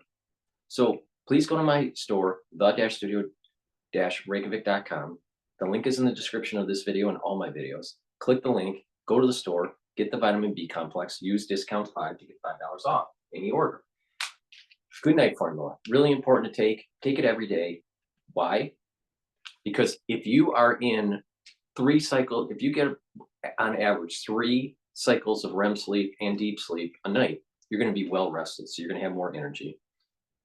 When you have those 3 cycles of REM sleep, you're going to be detoxifying your central nervous system. If you are chronically sleep deprived, you're building up toxins. And over time, if you're chronically sleep deprived, you are going to get early onset dementia. Period. Full stop. All right? Pay attention. Plus, if you have good sleep and you have those 3 cycles of REM sleep on average and deep sleep, then you're reducing your cortisol levels. And by reducing your cortisol levels, your immune system is going to be better. You have less inflammation. And then you consolidate memory by being in these 3 cycles of REM sleep and deep sleep. So if you're chronically sleep deprived, you don't have memory consolidation. That means you are literally losing your memory. All right. So please go to my store, the-studio-reykjavik.com. Take this supplement, Good Night Formula, every day. Improve your mental health and your neurons, your neural health. And by doing that, you're going to slow down the aging process, and your immune system is going to get better, and your brain activity is going to be better. You're going to have positive neuroplasticity, especially when you do all these holistic approaches that I've been talking about with proper diet and exercise, good blood flow. You know, good blood flow to the brain, it is adding nutrients for positive neuroplasticity. Please go to my store, the-studio-reykjavik.com, and get the Max 14 and the Max 35. Why? It helps to boost up your immune system. Swish it in your mouth, gargle about 20 seconds, and then swallow. It's going to improve the epithelial lining, maintain a good mucosal barrier. It's going to improve the oral cavity and your oral pharynx. So when you have a better barrier, then that means that your innate immune system is better. Please go to my store, the-studio-reykjavik.com. Take the Max 14 or the Max 35. Take a teaspoon a day, every day. If you're not feeling well because of the cold season, take a tablespoon or 2 a day until you start feeling better, and then go back to your maintenance of a teaspoon a day. Please go to my store, the-studio-reykjavik.com, and get the Max 14, Max 35. It's the first pillar of the core of a 4-pillar process for slowing down aging and improving your immune system. The first pillar is the Max 14's Max 35. The second pillar is C60 to soak up free radicals. The third pillar is turmeric, ashwagandha, and lignans to bring down inflammation. And the fourth pillar is Boomer Boost, where you're boosting up your energy levels and your metabolism. When you do that core, you're really supercharging your health. Please go to my store, the-studio-reykjavik.com. Take a look at the longevity boxes. Take a look at the anti-aging boxes. They're designed to be targeting certain systems, but not just that, at certain price points, and they have a built-in discount. If you buy individual products and you compare it to what's in an anti-aging or longevity box, the anti-aging and longevity box is cheaper. And you can use the discount 5 on top of it. I want to get these products in your hand so you get healthy in 2025. So get the longevity boxes, get the anti-aging boxes, get the individual items and supplements, and follow the way I'm stacking this stuff. Now let me talk about 2 other products before we do the next video. Myotrol. This helps with gene expression to build muscle. If you're 40 plus, you need to be taking Myotrol. If you're an athlete, young or old, you need to be taking Myotrol. In addition, Myotrol is going to help you build muscle through the expression of genes to build muscle. It'll help you to maintain muscle, and it helps to improve the health of the mitochondria. So you have the ATP to maintain that muscle and build that muscle. If you're an athlete, this is going to help you build that muscle for your sport. This stacks really well with Gladiator Barley. So if you're an athlete, take Myotrol and Gladiator Barley together, and that's going to really fuel your workout so you can get strength gains. So please go to my store, the-studio-reykjavik.com, get the Myotrol. A lot of people know that when you get older, you start to atrophy, you start to lose muscle mass, and it behooves you to do some resistance training, take Myotrol, take the Gladiator Barley, and improve your musculature. So you're not going to have some of the problems that may pop up in your geriatric years. And lastly, zeolite. Soak up those heavy metals, toxins, chemicals. This will bind to the heavy metals, toxins, chemicals, and allow you to urinate it out in about 6 to 8 hours. Take it every day. Take 2 small drops, drink it with filtered water, and do that every day year round. Some people prefer to detox, do a detox protocol once or twice a year. For those people, take 5 small drops underneath your tongue, drink the filtered water, and then do that every day until the bottle's done, and do that once or twice a year. But also filter your water and reduce your exposure to these chemicals. especially chemicals that are around your house, that are in your garage or in your basement or in your cupboard, cleaning solutions. Have them wrapped in such a way so it doesn't degas, so you're not breathing them in if you have to have them in your house. In addition, stay away from processed foods. Processed foods have a lot of chemicals that disrupt your endocrine system and disrupt your immune system. Please go to my store, the-studio-reykjavik.com, and get the zeolite. Take this every day to detoxify your body. And by the way, you've been hearing the news a lot about forever chemicals. Over time, you can get rid of forever chemicals with zeolite if you do this on a continuous basis. All right.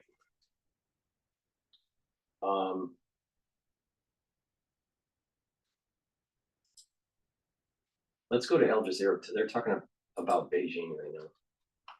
And it supports these industries and that it needs a healthy private sector, especially given the suddenly slowing economic growth that China is facing and increasing external pressures, including extra tariffs from US President Donald Trump.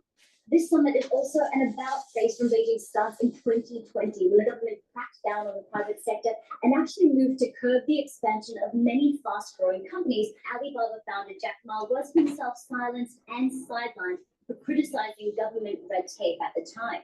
So his appearance at this summit in Beijing really does mark a comeback of sorts for Jack Ma, and is also a vindication from Beijing as to his importance as a role model and entrepreneur here in China. Ultimately, Xi Jinping has two goals when it comes to hosting this meeting. The first is to boost business confidence, and the second is to encourage Chinese companies to stay ahead, especially when it comes to its rivalry with the US in advanced technologies. Katrina Yu, Al Jazeera, Beijing. Pope Francis's health condition has changed to complex, according to the Vatican. The 88-year-old head of the Roman Catholic Church is spending his fourth day in Rome's Gemelli Hospital for a respiratory tract infection. He'd been suffering from bronchitis for more than a week before being admitted on Friday, following an audience with the Slovakian Prime Minister. The Vatican says he will require more time in hospital. Now, I don't think that he's going to die right away, but he's an elderly patient. He's not healthy. And he's going to slowly spiral down and down and down. Normally what happens with these types of patients is that there is a steady decline. But what happens is if you zoom into the curve, over time and health. So health is the y-axis, time is the x-axis. The average line is just, going downward. But if you zoom in and look at the details, what usually happens with these patients is that they go down and then they get a little bit better and then they come back down again and they get a little bit better and then they come back down again and they oscillate. And the body is slowly shutting down. The body is slowly breaking apart. And this is the reason why I say it's important to follow the protocol, because what you're going to do is that your tissues are going to be healthier and younger when you get into your geriatric years. So when you do have a health crisis like what he has, you'll be able to fight the health crisis better. But, if you don't want to pay attention to me, it's up to you. Either way, you're going to get older. Now, do you want to get older and have vitality? Or do you want to get older and not have that vitality? It's up to you. All right. Now what I want to do is I want to switch to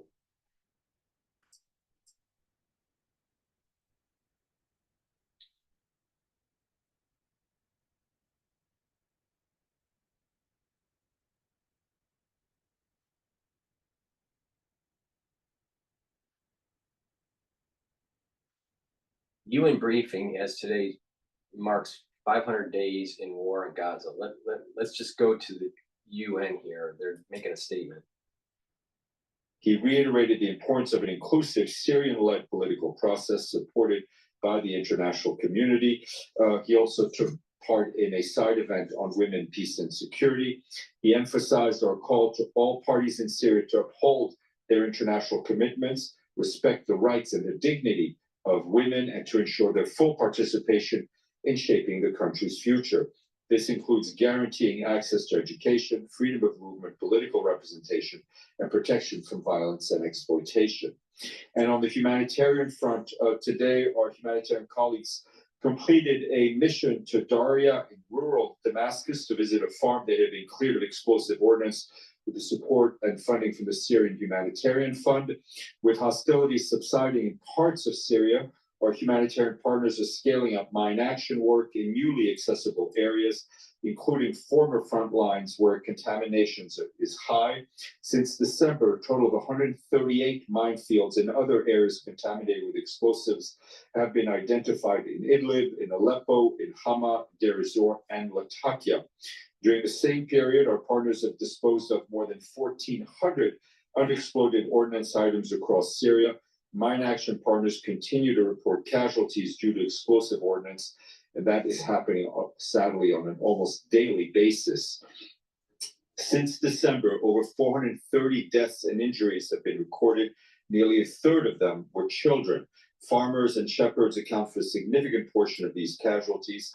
Since January, more than 60 people have been killed and over 90 injured.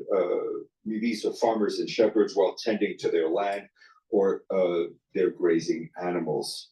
Meanwhile, the flow rate continues through border crossings. Over the weekend, 40 trucks carrying nearly 1,000 metric tons of WFP food aid, enough for over 270,000 people, crossed from Turkey to Idlib in northwest Syria through the Bab el-Hawar border crossing.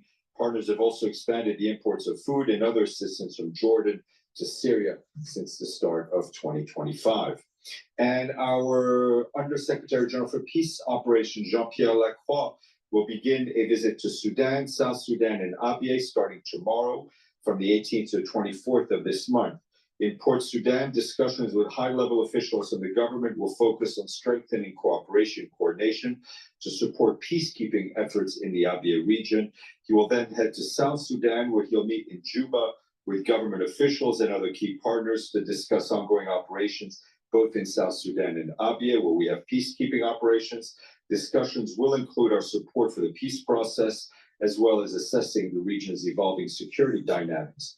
In both South Sudan and Sudan, he will meet with representatives of the UN on the ground. Mr. Lacroix is scheduled to be in Abyei, where he will engage with the leadership of our peacekeeping mission and meet with representatives of the Abyei administrations, as well as traditional leaders.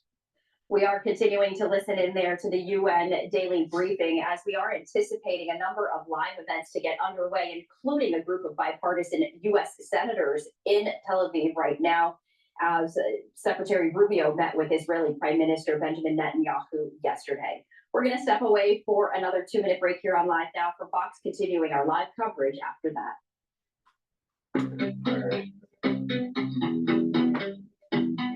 I think we're going to pivot over to Al Jazeera here.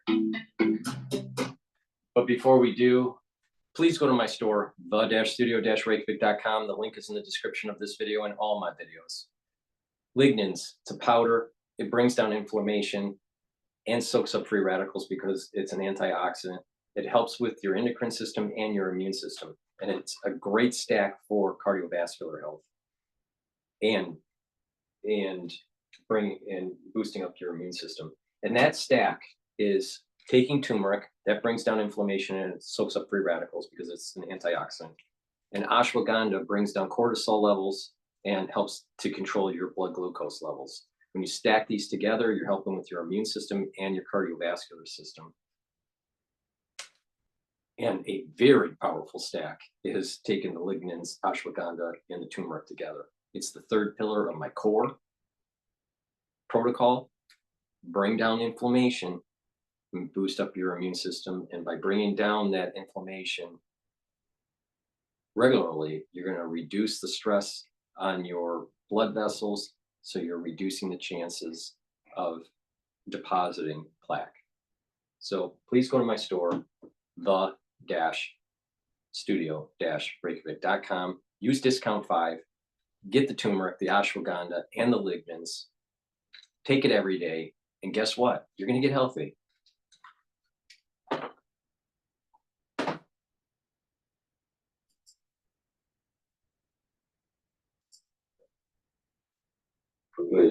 Stress sharing of waters between upper and lower riparian states is about the most difficult matter to resolve.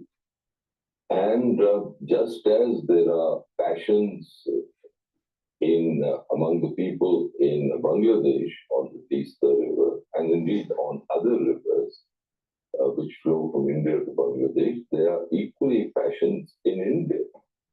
And the government, both the central and the state governments, have to be aware and acknowledge these feelings, these popular feelings. So it would not. All right, I'm going to pivot away from Al Jazeera because this is dealing with river flows in Bangladesh, and I'm not really concerned with that at the moment. Something's supposed to be. I'm not sure if Israel is going to be making a statement or the United States is making a statement. Something is going to be breaking here. I'm not sure what. Let me pivot to what Fox News posted about Doge about 8 hours ago. In the meantime, for more on Doge and how Republicans here in Washington are trying to advance the Trump agenda, we want to bring in Tennessee Republican Tim Bitchute. Congressman, great to have you with us, my friend. Happy Sunday to you and yours. We're going to keep you busy till the Daytona 500 gets started a little bit later on today. You and I can both watch it on television on Fox. I do want to ask you, though, as we're hearing there from Dan Marie talk about this idea of really trying to hone in on where we can make some cuts. It would appear to me, and maybe you feel the same, there is plenty of fat on that steak that we can trim. Yes, sir. I was just, a lot of it's just right there in front of us. We've got I think, a very dynamic director of HUD now, and he's found, I believe, almost $1.9 billion that was misplaced under the previous administration. I think you're going to see these so-called accounting errors throughout government because there has been no oversight whatsoever. And if you look in the classifieds today in Washington, D.C., if people are selling their homes, they're realizing. And the number one search out of the Washington, D.C. area, oddly enough, is criminal attorneys. So I think there's a lot going on. I think Doge is happening. The president is right. He is correct. The Democrats are chasing their tail right now because all they can do is attack Elon Musk and these young folks. And I always point to these guns behind me as they make fun of these 20, 21-year-old kids, so-called kids. My dad was 20 or 21 years old when he took those off of dead Japanese soldiers that he killed in combat to save this world, the greatest generation. So, and all these so-called kids that we tend to demean are actually heroes. Yeah, no question about that. And listen, I don't know. There are a couple ways I want to go with this conversation, but before we get into some of the specifics about what we may learn about Doge moving forward, can you understand, Congressman, why there are so many Americans that are absolutely disgusted by some of the waste, fraud, and abuse? And I guess the second part of that question is, how did this happen? How did we end up where we are? Well, that's an excellent question. And when you see people here in Tennessee paying 50% of their income to state, federal, and local taxes through through everything else, fees and everything else, and then they see us sending literally billions overseas to our enemies. I've uncovered $40 million going to the Taliban. A guy named Sean Ryan over in Middle Tennessee, former Navy SEAL, podcaster, he and another guy named Legend had brought this to my attention. And last term, I could not even get the Democrats to bring it up in the Senate. It passed unanimous in the House, not even a question, because they're going to have to admit they made a mistake. And they continuously made a mistake, and they did it on purpose, is the worst part about it. And this graph that you're seeing, and that's 100% what it is. Yeah. I think you're going to see a paper trail come back to Washington, D.C. And that's why I think a lot of people are nervous, and you'll see a lot of retirements because they are stealing from the American taxpayer. And now they've got their hand caught in the cookie jar, and all they can do is attack Elon Musk. Well, thank you for calling it what it is. This is stealing, plain and simple. There has been a massive theft of the resources that the American people entrusted leaders in Congress to hang on to and to distribute on their behalf. And a lot of that money, frankly, was stolen. Let me share this real quick when I get your reaction before we wrap up. This is Democratic Senator Jack Reed. He claims that Doge cuts are more or less being used to bail out the president's tax policies. Listen to this. I'll get your reaction on the other side. They just are looking for money for one reason, tax cut. They want to fund a huge tax cut for the wealthiest Americans, and they will disparage all other Americans. They don't care because they're going to take the money and run. He says they're going to take the money and run, but I think most taxpayers feel like, listen, if I can get some of my tax money back, that's a pretty good idea. What say you? It's a great idea. And this is just a talking point from the Democrat National Committee to attack capitalists and capitalism. A friend of mine, a guy here in Knoxville, Big Jim Haslam, billionaire, super generous guy, good guy. He tells me all the time, he said, Jimmy, don't be afraid of capitalism. And he is exactly right. Because that's it, capitalism, and I'm a Christian, I try to be one anyway. But outside of Christianity, capitalism has taken more people out of despair in this country. And, you know, our State Department, although they've been promoting drag shows and LGBTQ agenda all over the world with your tax dollar, they should have been promoting the two greatest things this country does, democracy and capitalism. Those are the two things we ought to be promoting. And that's what they're afraid of. And the Democrats, again, the gravy train has been running on biscuit wheels too long, and it's running off the tracks. That gravy spigot is being turned off right now. And if you're from up north, ask a Southern person what the gravy train and biscuits are like. Well, as the child of Southern parents, I know. Tim, thank you so much, Congressman. We appreciate your time. Enjoy the Daytona 500. I hope you get a chance to watch it today with you and yours. Be well, my friend. Everyone starts street. Please go to my store, the-studio-reykjavik.com. Do this stack, and it's going to improve your cardiovascular health and your bone health. Vitamin D3 helps to soak up, helps to absorb calcium. It's a gene expression cofactor, so it helps to express genes in your cells. It helps to get rid of cells that need to go into apoptosis, and it stacks really well with K2 to absorb that calcium. All right, but if you're doing resistance training and you're taking the D3 and the K2, this is the MK7 molecule. You know, when you do that and you're taking calcium, I take it through milk, but you know, some people take a calcium supplement. And you're doing that resistance training, you're sending a signal there to actually deposit more bone. That means your bone density is going to increase over time. So this is a great stack to help with bone health. But you have to do resistance training too. It's very important.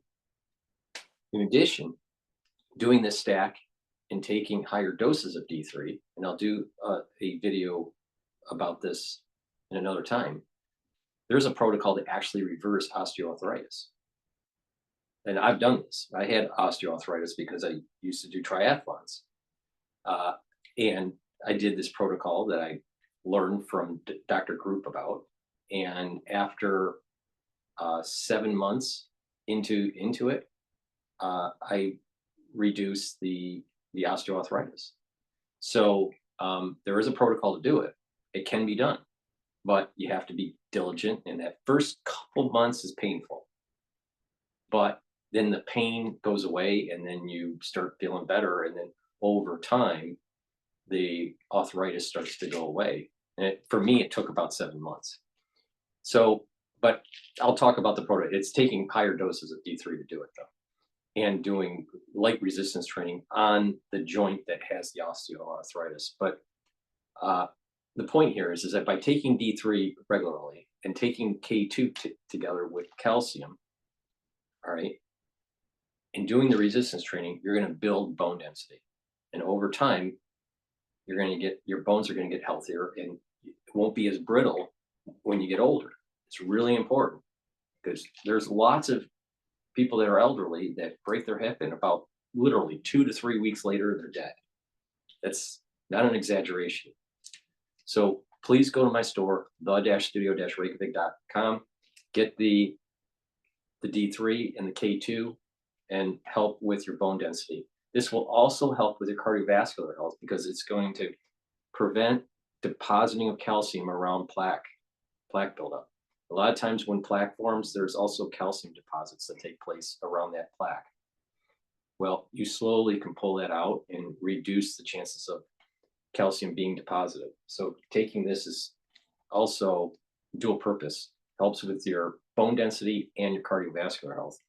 And then to add to the cardiovascular stack, nattokinase helps to break up clots because it's fibrinolytic, and it helps with your total cholesterol. It brings down LDL and increases your HDL levels. When you bring down LDL levels, you're reducing the chances of oxidized LDL, and oxidized LDL is the beginnings of forming the plaque. So you want to reduce that. And by taking this stack, you're reducing the chances of building up plaque. And over time, when you bring down inflammation and soak up those free radicals too, with the stack, you can actually reduce plaque, not just reduce additional plaque. So if you have a 50% blocked artery, over time, in about a year, by taking my cardiovascular stack, that's longevity cardiovascular health box, you can actually reduce the plaque buildup. So please go to my store, the-studio-reykjavik.com, take this stack, improve your cardiovascular health, take this stack and improve your bone health. Take this stack together and you do both, cardiovascular and bone health. So please go to my store, the-studio-reykjavik.com. Make sure that you use discount 5 and you get $5 off. Okay. With that said, I want to pivot over to Sky News. They're talking about Ukraine. Decide to meet with their Russian counterparts. European leaders are most certainly involved in this process. They had a whole week of meeting with American officials in Munich last week. So did President Zelensky. So now we have a meeting with the Russians. Zelensky's been in lots of meetings with Trump officials without Russian officials there. So I don't understand what the problem is here. I think it is good for global security when American and Russian leaders meet. Don't you agree?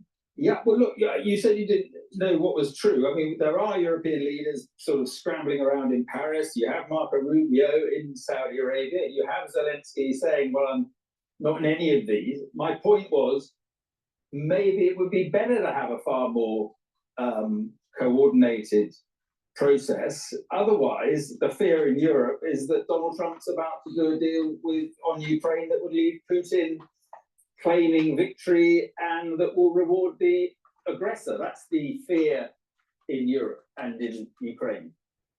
I don't know what Zelensky means when he says he's not involved in any of these. U.S. officials have constantly met with Zelensky. Now it is the turn of Russian officials to meet with Trump officials. That's a good way of doing things. There will be future meetings when Russian and Ukrainian American officials will be at the table at the same time. I think what's going on with the Europeans is what we might call FOMO, fear of missing out. They reject the fact that they are not included. They think they want to be relevant in all these meetings. They're annoyed that they are not the center of attention. That is not what's going on here. And finally, when you have too many people participating in talks like this, you don't get a lot done. Right. I mean, the Europeans are clear that they... I totally agree with him. Zelensky is afraid of missing out. That's for sure. And he's used to getting whatever he wants through the Biden administration. It's time to talk to one party and then go and talk to the other party and then get the meeting of the minds and close out this whole war. This war has gone on for too long and we have funded way too much of this. Understand the concern of European officials that a big part of Ukraine shouldn't be handed over to the Russians, and I don't think the U.S. wants to do that either. What Donald Trump wants to do is to get an immediate ceasefire to stop the fighting and then proceed with negotiations on a final settlement. The U.S. hasn't conceded anything to Putin. And I think that that's something that should be kept in mind. And for all these complaints by European leaders, the fact is that they don't trust Donald Trump, but they don't have their own plan. Europe has had years to hold meetings like this with the Ukrainians, with the Russians. Where's their peace plan? What did they do with Joe Biden to end the fight? Nothing. You say that Trump hasn't conceded anything. Pete Hegseth has already said that no NATO membership, no pre-2014 borders, no US peacekeeping troops in Ukraine. I mean, I mean, that is conceding stuff. How can Ukraine rely on Trump to do a deal that satisfies them? Well, I understand that Hegseth rolled back some of those points, but look, realistically, it's going to be very difficult to give Crimea back to Ukraine, which would be returning to the pre-2014 borders. And concerning NATO membership, we can pretend there's a way to get Ukraine into NATO, but realistically, since that would take a unanimous vote of NATO members, which is not going to happen, this is not something that's available to be negotiated. So really, Hegseth was simply expressing a reality. He wasn't conceding anything. But isn't the problem that NATO membership, for instance, is effectively being conceded? And just simply by having the meeting, Fred, isn't Donald Trump lifting the diplomatic isolation of Vladimir Putin, the pariah status of Vladimir Putin? With one phone call, one meeting, he's doing that. Well, the policy of Joe Biden was to isolate Putin as much as possible, to demonize him, to liken him to Hamas, to say he's a war criminal. And the last time Biden spoke to Putin was in February 2022. And I have to tell you that when the leaders of the two nations with the greatest nuclear arsenals on earth do not talk, it makes the world much less safe. Russian and American leaders spoke in the depths of the Cold War. And I think this is one of the best things that Donald Trump is doing. He is establishing dialogue with the Russians. He wants to talk to Chinese President Xi. He's even willing to talk to Iranian leaders. That's what statesmen do. It's not that they are agreeing with the positions of their adversaries. It's because they believe dialogue is important for world peace. Fred Flights, appreciate your time. Thank you very much. Good to be here. Right, time now for the sport with Gail. Staying connected is vital for business. Sky Business sponsors this report.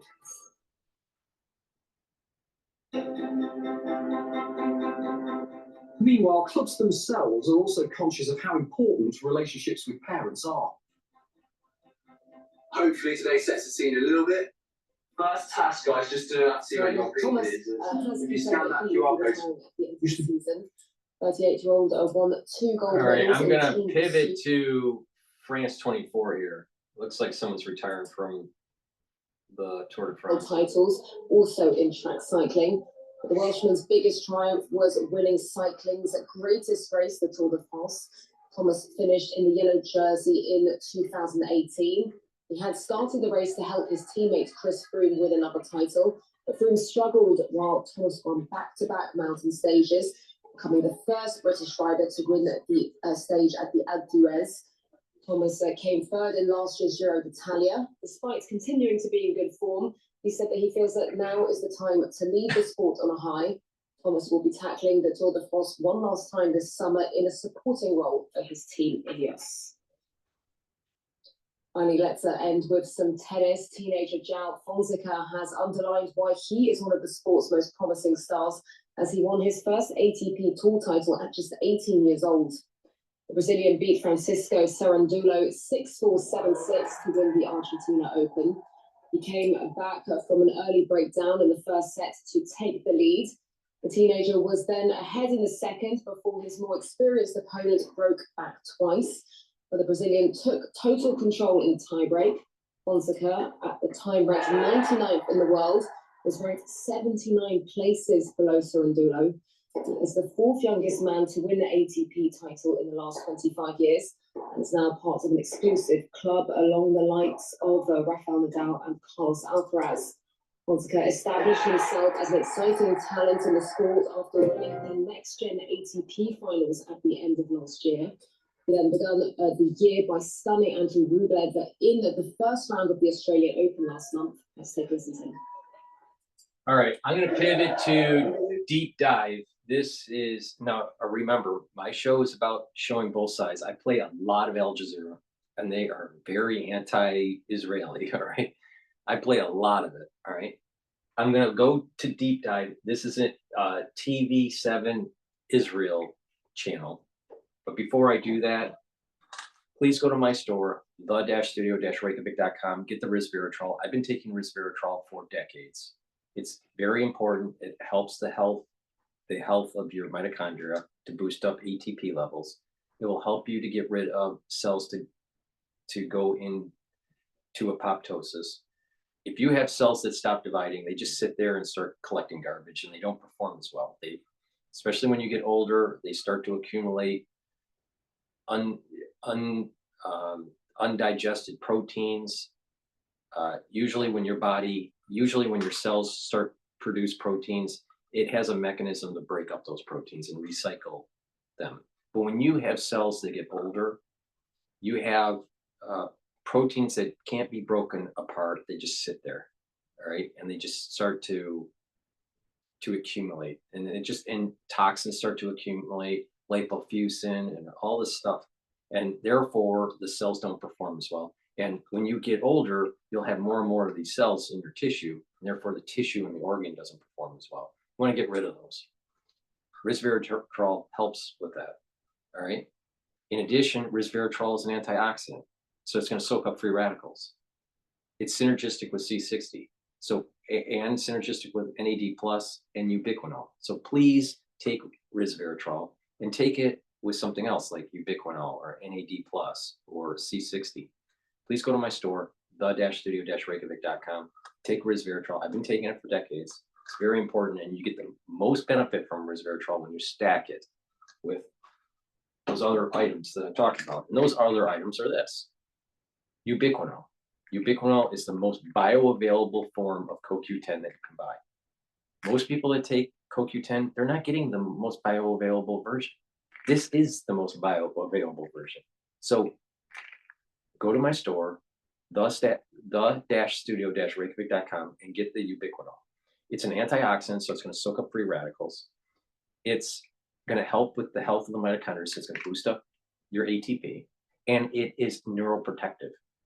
It helps to protect your neurons and the health of your neurons. You need that if you're 40 years or older. So please go to my store, the-studio-reykjavik.com, and get the ubiquinol. And this stacks really well with C60 and resveratrol.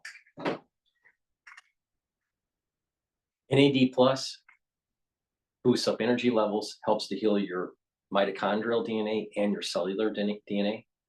When we get older, we accumulate damage to our DNA, and it's hard for our body to repair it. NAD+ helps to repair that damage. In addition, NAD+ also helps to protect your neurons and to improve the health of your neurons. It stacks well with ubiquinol, resveratrol, and C60. Please take NAD+ every day. Use discount 5 on any order, and you get $5 off. And a great stack is this right here: resveratrol, NAD+, and ubiquinol. This is a great stack for your neural health and soak up free radicals and slow down the aging process. Please go to my store, the-studio-reykjavik.com, and get these supplements and stack it this way. And it's a great way to improve the health of your neurons and to have the energy levels that you need, especially when you get older. So please go to my store, the-studio-reykjavik.com. The link is in the description of this video and all my videos. All right, let's go to deep dive. Now, let me, another caveat here. On this show, I play both sides. You listen to podcasters, most podcasts, not all, most podcasters will only play one side of the story. Most podcasters, if they hate Israel, they'll only play anti-Israeli type perspective. If they love Israel, they'll only play, only positive news about Israel. All right. I look at all these different world events with wide eyes. All right. I have my own opinion, but I will show both sides. All right. And everyone knows my opinion about this. Negative Esau needs to die, period. So, and there's going to be this great alignment between Jacob, positive Esau, and Ishmael, which we're seeing play out on a daily basis on the news. but I'm going to play this. I haven't seen the video, and I'll comment.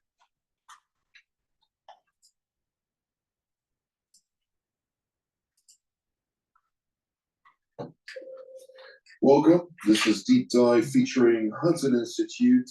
And from here in Jerusalem, I'm more than glad to introduce my panelists for today here in Body and Form, no other than Dr. Mike Duran, a senior fellow at the Hudson Institute, where he's also the director of the Center for Peace and Security in the Middle East, formerly a senior director at the White House for North Africa and the Middle East. It's always a pleasure to have you with us here, Mike. Great to be here. Thank you, Jonathan. Well, I'd like to immediately dive into the fact that today marks day 500 since the Islamist Hamas and its terror affiliates launched their heinous crimes against Israel on October 7th of 2023. Looking at those horrendous events, what comes to mind? What's mainly on my mind is where do we go next? I know we now have the Trump administration in place. Of course, Donald Trump doesn't have all of his officers in place, but he's in place, and he's moving in a new direction. And I'm watching carefully to try to understand exactly what that direction is. We had the trip to Washington of Prime Minister Netanyahu and his team. It looked to me that they primarily discussed Iran and Gaza. I have some other things on my mind, namely Syria. It looked to me, and I say all this hesitantly because I'm watching to see what the signs are. It looked to me like President Trump signaled that he wants a negotiation with Iran and that he's in no rush to attack the Iranian nuclear program. I think that my assumption is that that Prime Minister Netanyahu had that as on the top of this list. And then President Trump unveiled his plan for Gaza, which I think was probably a big surprise to the Israelis. So they're trying to figure out what does the Gaza plan mean for them. Those are, I think, the big things. I think that if you look at it from Jerusalem's point of view, the Israelis used to say that they have three concerns: Iran, Iran, and Iran. Now I think they have three concerns: they're Iran, Gaza, and Syria. There's a kind of a question mark over every one of those. With Syria, of course, the extension also being Lebanon, and the ramifications for Jordan, and the implications, of course, for Iraq. Everything is connected. And of course, Turkey is part of that as well. So let's start actually with the main topic, not the most dangerous topic, namely Iran, but rather the Gaza Strip. President Trump subsequently came out and provided an ultimatum saying Saturday noon, either Hamas releases all of the hostages, not in various installments of small threes or twos of hostages being released every Saturday, but all of them in one bulk, or else the gates of hell will break loose in the Middle East. Prime Minister Benjamin Netanyahu's government, the Security Cabinet, unanimously adopted, according to him, the position of President Trump, and yet the moment arrived and business as usual. Right. What happened? Yeah, I can only speculate, but what I think Prime Minister Netanyahu probably made the calculation that if he goes to war or reopens major conflict with Hamas, there's no guarantee that that's going to force Hamas to give up all of the hostages, and that what he has a reasonable hope of getting is the hostages that Hamas promised to deliver in this phase of the agreement. And the agreement has 3 phases, and he's got about 5 more hostages to have released under this phase. And I think he probably calculated that he could get those, and that's very important to him because he's under domestic political pressure to bring as many hostages home as possible. Well, many of them, not many, those hostages were were taken captive by this Islamist terror group under his watch. So naturally, he's also very eager to see them returned as speedily as possible, as healthy as possible. Unfortunately, the majority are not alive. But within that calculus, I do wonder, and of course there are a lot of question marks that we can't really answer at this point, but how does Trump look at this from his perspective, saying, I established an ultimatum, I gave Israel an out, nevertheless, in the last moment, they did decide to take that out. Does this reflect on Trump? I don't think so. I think if we're thinking about it in terms of his own domestic political constituency, I think that he is presenting the profile that he wants to present to them, and that Israeli calculations or the Israeli decisions don't reflect on that in any way. Very interesting indeed. Well, yesterday on Sunday morning, we saw some 1,800 munitions of heavy load explosives arriving following the Italian strike, as you wrote in your known article. The embargo. The embargo by the Biden administration. It's officially done with. Is Israel gaining now the qualitative military edge that it requires in order to confront all the various adversaries, including the head of the octopus, namely the Islamic Republic of Iran, in the event that this erupts? I think the end of the embargo, which was never officially announced by the Biden administration, it strengthens Israel's hand, but I don't think it gives it the decisive edge that it needs, because what the Iranians developed over the Israelis was this ability to tax their air defense systems. What the Iranians can do is unleash very large numbers of missiles against Israel all at once. And in order to defend against that, Israel needs the help of the United States. And that I think is the key pressure that the Iranians put on the Israelis well, actually, there are two pressure points. One was the defense industrial capability of the Israelis. The Israelis don't have enough interceptors that they can make on their own to foil a massive Iranian barrage. They need the help of the Americans, and they also need the entire system, the detection system that they get through CENTCOM. And the second thing that the Iranians developed was basically this political pressure by the Americans on the Israelis to hold back. And I don't know that the political pressure has disappeared. It's not the same.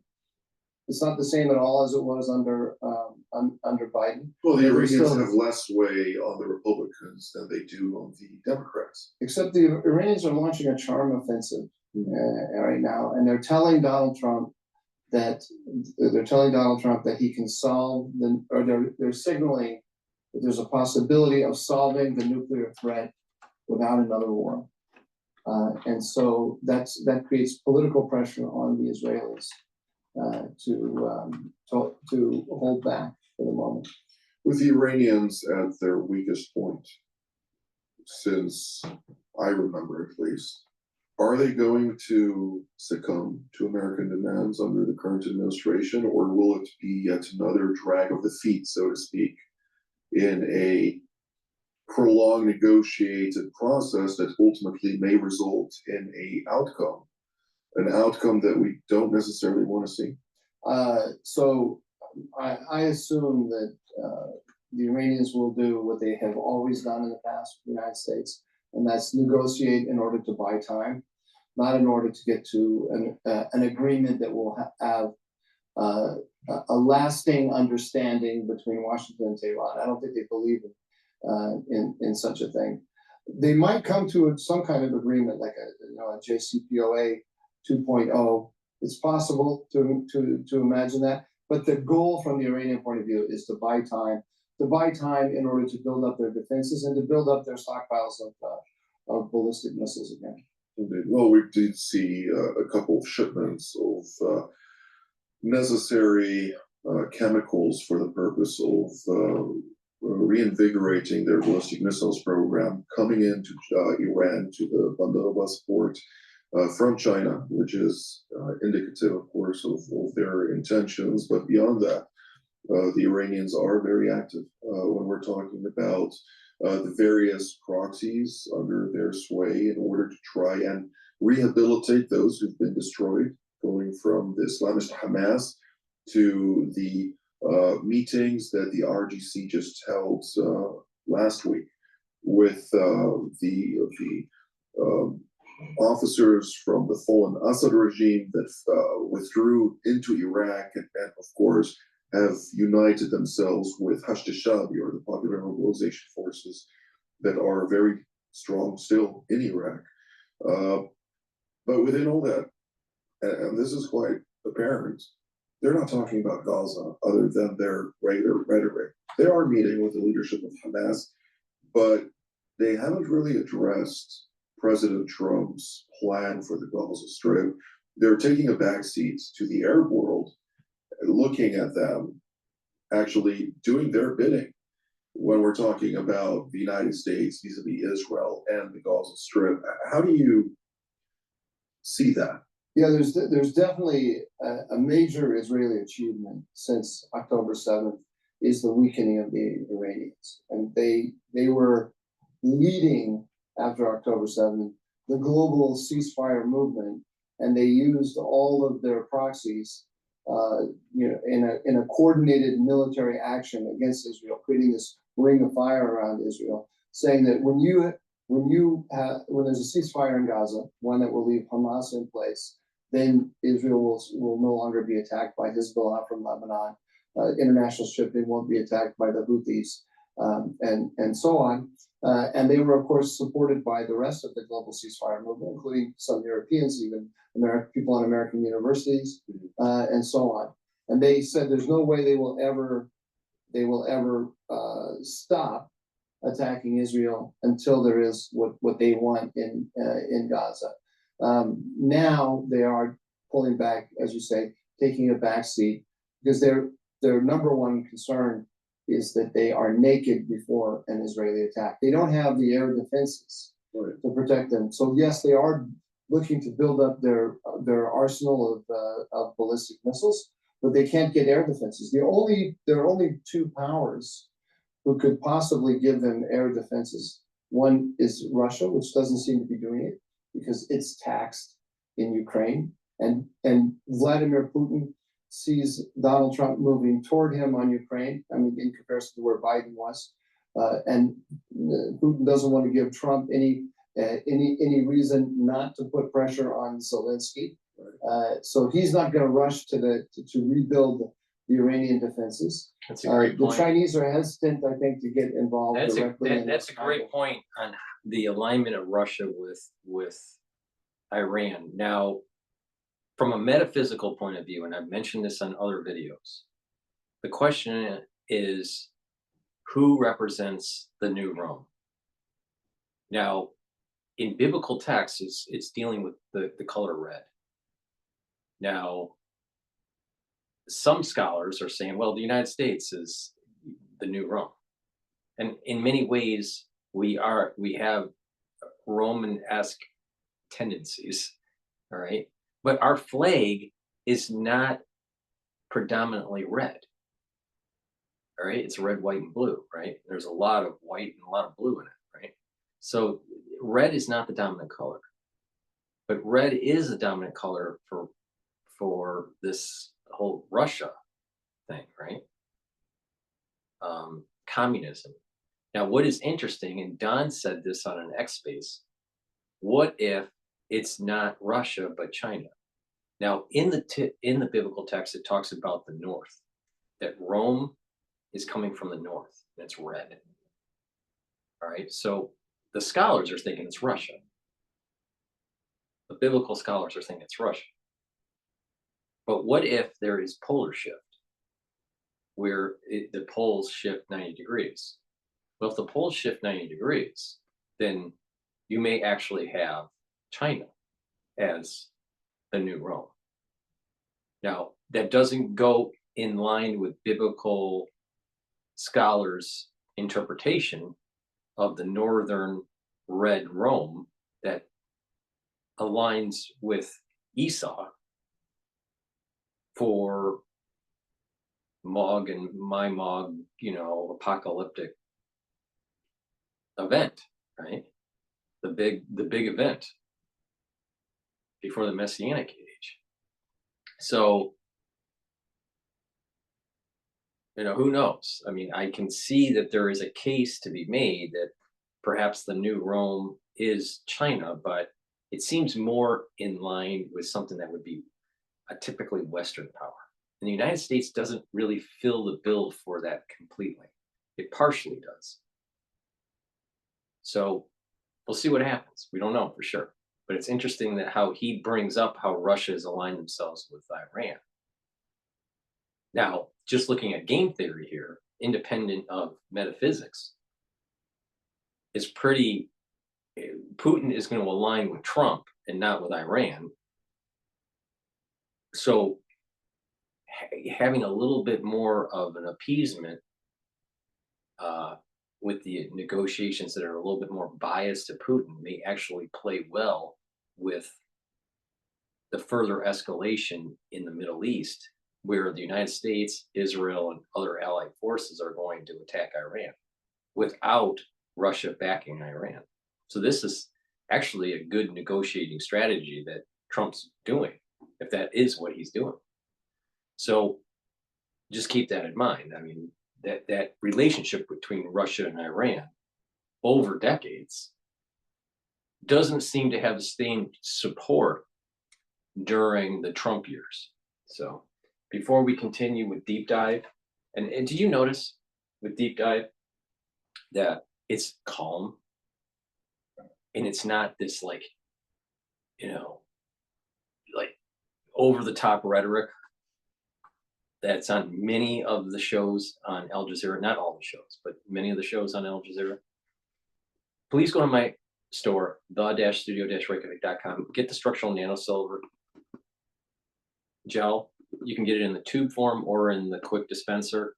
Have some at work, have some at home. It's really important to have because you never know when you need it. It's a skincare, so you can apply it on your skin every day and exfoliate, and your skin's going to be healthier. You can put it on a cut, a minor burn, an abrasion. That'll help to heal quicker. If someone's sick around you, guess what? Put it on your hands, put it around your eyes, around your nose, around your ears, around your mouth. Lightly coat your nostrils. Stays active for 5.5 hours. Another trick for ones that don't know, if you're not feeling well and you have a runny nose, put the structural nanosilver gel lightly, a little bit more than lightly coat, but not too much, in your nostrils, and it's going to help slow down that nasal drip. And it also kind of brings down that kind of inflamedness in your nose. Another thing that you can do is it can be used as an aftershave. Guys, after you shave your face, put the gel on your face and it's going to soothe it. Females, you shaving your legs, put it on your legs, and it's great to soothe your legs and help to heal razor burn. So please go to my store, the-studio-reykjavik.com. This is a very high quality product and it's dual purpose. The structural nanosilver is a dual purpose. You should have it at home all the time because you can use it for so many things. So please go to my store, the-studio-reykjavik.com. Use discount 5 and you get $5 off. Just be prepared because you will need it. Someone in your house is going to need it. So it's better to have it when you need it. And lastly, I've added NAC to my staff. Why?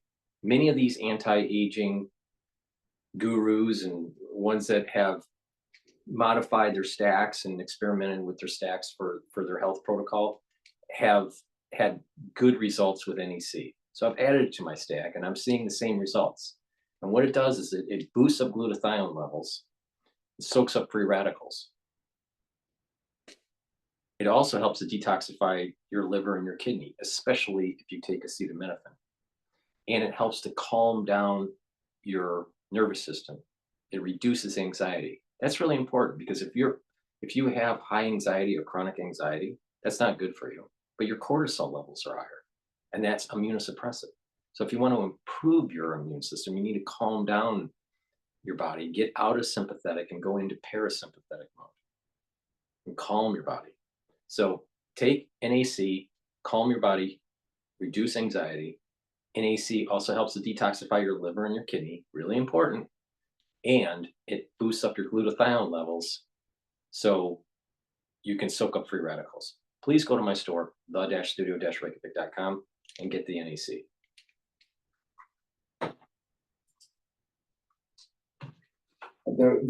Their modus operandi in the past has been to be the enabler of the Russian and Iranian military machines through things like you're saying, providing chemicals, providing the Russians with machines to build weapons, but not the actual weapons. They haven't engaged in that. So Iran has to create its own defenses, and the Israelis already have an answer to all of those. So this is their big dilemma. That's why they have to buy time.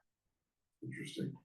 Well, let's actually one more point on this. When we looked this past Saturday at the 3 hostages being released, there was a writing on the wall that referenced President Trump's plan, in which it said, we will not be, or we won't leave Gaza or get displaced elsewhere other than Jerusalem. And then in basically a reference where in Arabic it's more understood, where they say, we won't stop until we conquer Jerusalem. Yeah.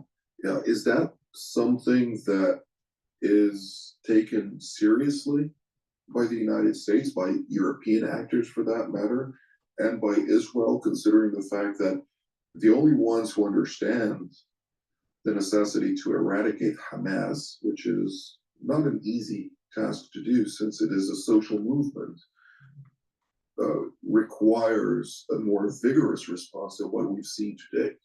I don't know that that anyone in Europe is thinking that way. I don't think anyone in the American national security establishment is thinking that way. Only the Israelis, and not all of the Israelis for that matter. And when I say all of the Israelis, I'm talking about all of the Israelis in the security establishment. They're not all thinking about eradicating. So Donald Trump's plan for Gaza, it opens the possibility of changing the reality on the ground. But there is not yet, it's really an idea rather than a plan. We don't have in place all of the different actors who can implement it, including the Israelis. As long as the Israeli government is focused on completing at least this first stage of the hostage agreement, it's not putting in place the mechanisms, military and otherwise, to implement, to put flesh on the bones of Trump's idea.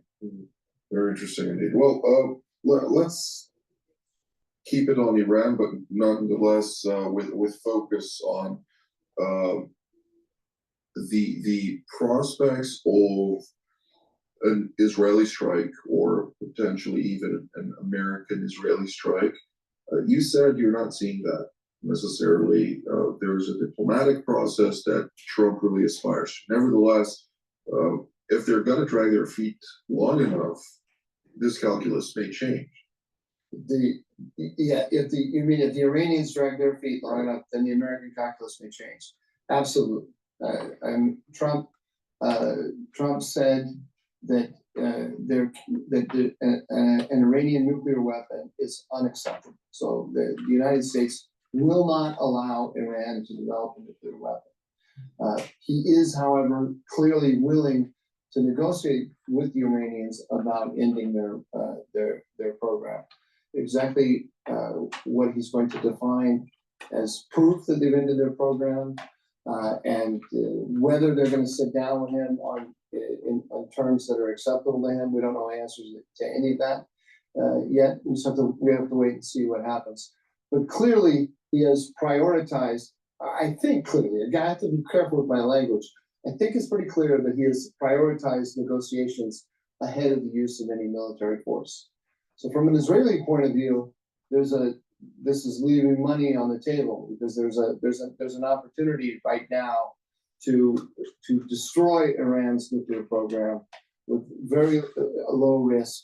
I think it's about the diminished cost. Yes, yeah. A year ago, it would have seemed like there would be a very high cost. Now we've seen Iran through everything that it has at Israel, and it wasn't enough to really harm Israel in any way. Iran cannot really harm the United States in any way. So there's no reason why, this is from the Israeli point of view, there's no reason why Israel and the United States have to tolerate all of this aggressive action by Iran and its proxies all around the Middle East. But Donald Trump is not seeing it that way. At least the early indications are that he's not seeing it that way. Right. I do see some similarities to the previous Trump administration when he was the 45th, where he scrapped the JCPOA, the Joint Comprehensive Plan of Action, despite not being comprehensive at all. But nonetheless, after scrapping it, he said, I'm looking forward to negotiate a new deal, a longer one, a stronger one, a more substantive agreement, right, without a termination dates, with a sunset clause and such. The Iranians rejected it outright. Even the Europeans rejected it outright, with President Obama coming out and saying, well, of course our deal was not perfect, but better a bad deal than no deal at all. Well, right. I don't. And then the left and the Europeans, maybe I repeat myself, they said that all of the difficulties that ensued from scrapping the deal were the result of scrapping. Right, rather than them having a bad deal, yeah, and Iran being a bad actor, yes, which is right, the fundamental basics to everything. Right, but yes, I agree with you. There's real continuity there, and President Trump looks at the world economically. I mean, this should be obvious to us now, but you see it in Gaza. I mean, he talks about the economic potential of Gaza, of developing Gaza, of changing the reality through mainly economic activity. The same is true with Iran. He sees the major pressure on Iran to be economic. He's reinstated maximum pressure, and he wants to try to create a new reality with Iran on the basis of economic pressure. The economics always takes precedence in President Trump's mind before military action. Well, the previous time the maximum pressure campaign brought Iran to their knees in just 1 year of enforcement. Now President Trump has 4 years. I don't think the regime will survive something like this unless they play ball, but we'll have to wait and see. It has to be a whole of government approach. Let's move to the next topic. Tomorrow is the date in which Israel is expected to disengage from Lebanon. What do you? Sorry, I'm responding to your line in my mind. There are three things that I never predict in the Middle East. I never predict the demise of Benjamin Netanyahu. I never predict the demise of Recep Tayyip Erdogan, and I never predict the demise of the Iranian regime. We have to assume that these things are going to be with us. That's why I said, and if I may quote myself, I'm not sure they will survive. I didn't say anything definitive, but I agree. We need to wait and see. They are very well organized in order to try and survive. That is their top priority.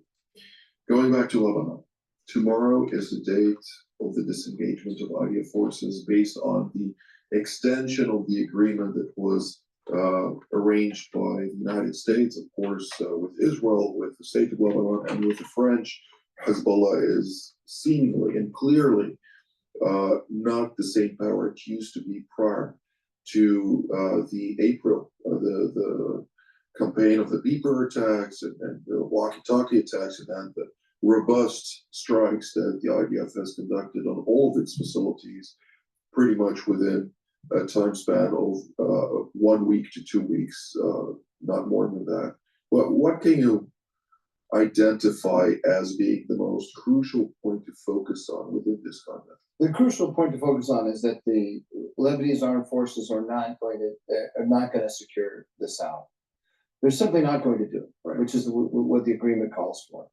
And what Hezbollah, in using a variety of tactics that we're all familiar with, is going to try to re-insinuate itself back into the life of southern Lebanon, and the Israelis are simply going to strike wherever they see Hezbollah coming together in any kind of position of strength. The Israelis are going to strike it. They're going to do that in Lebanon. They're going to do it in Syria as well. We're running out of time. You noted the 3 points that President Trump and Prime Minister Netanyahu spoke together on and focused on. We covered the Iranian angle. We covered the Gazan angle. Syria. It looks to me like they didn't talk much about Syria. I think Syria is there isn't a clear American policy on Syria right now, as far as I can tell. Very interesting. Unfortunately, this is always the case with Syria. It's always an afterthought in American policy.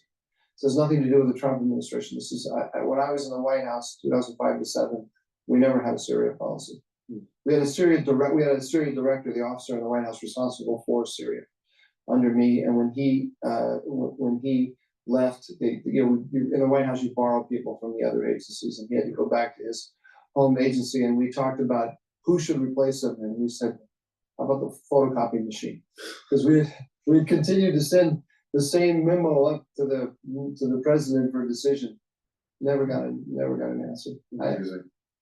Well, you did mention a couple of weeks ago that the state of Syria is not necessarily important, but the land of Syria is of crucial strategic importance. Where do we converge here? Yeah, I think that I wouldn't say this. If I said that the state of Israel and the state of Syria is not important, I exaggerated it. And of course, it's important, but the United States has no 4-star economic asset in Syria. It has no history of serious engagement with Syria, and yet for everyone else in the region, this is the place where the regional order is being negotiated. That's why we have some 5 or 6 different militaries on the ground well, I guess the Russians are gone now, and the Iranians are around. So what are we left with? The Americans, the Turks, and the Israelis. There's not even much of a Syrian army anymore either.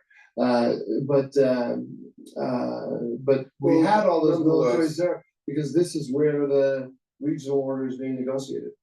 Al Deshan, right? Yeah, all historic empires understood to conquer the Levant, including also Jerusalem, you need to control Damascus first.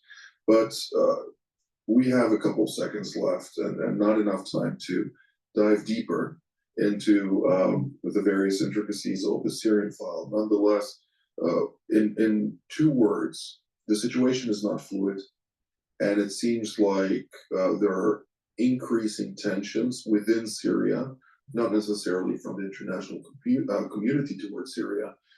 Do you see the current HTS regime successfully consolidate power in Damascus, absent support from Sweda, from Hasaka, and the other regions that are so crucial?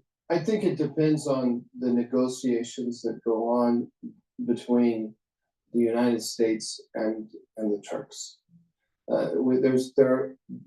Syria is under pressure from Israel from the south and from the Turks from the north.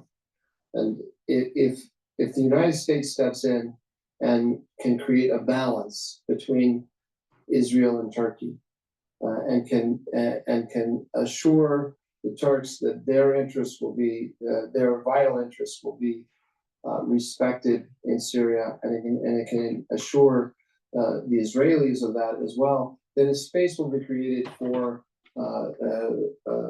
a stable Syrian government. But that has to be negotiated, and the only power in the world that can conduct that negotiation is the United States.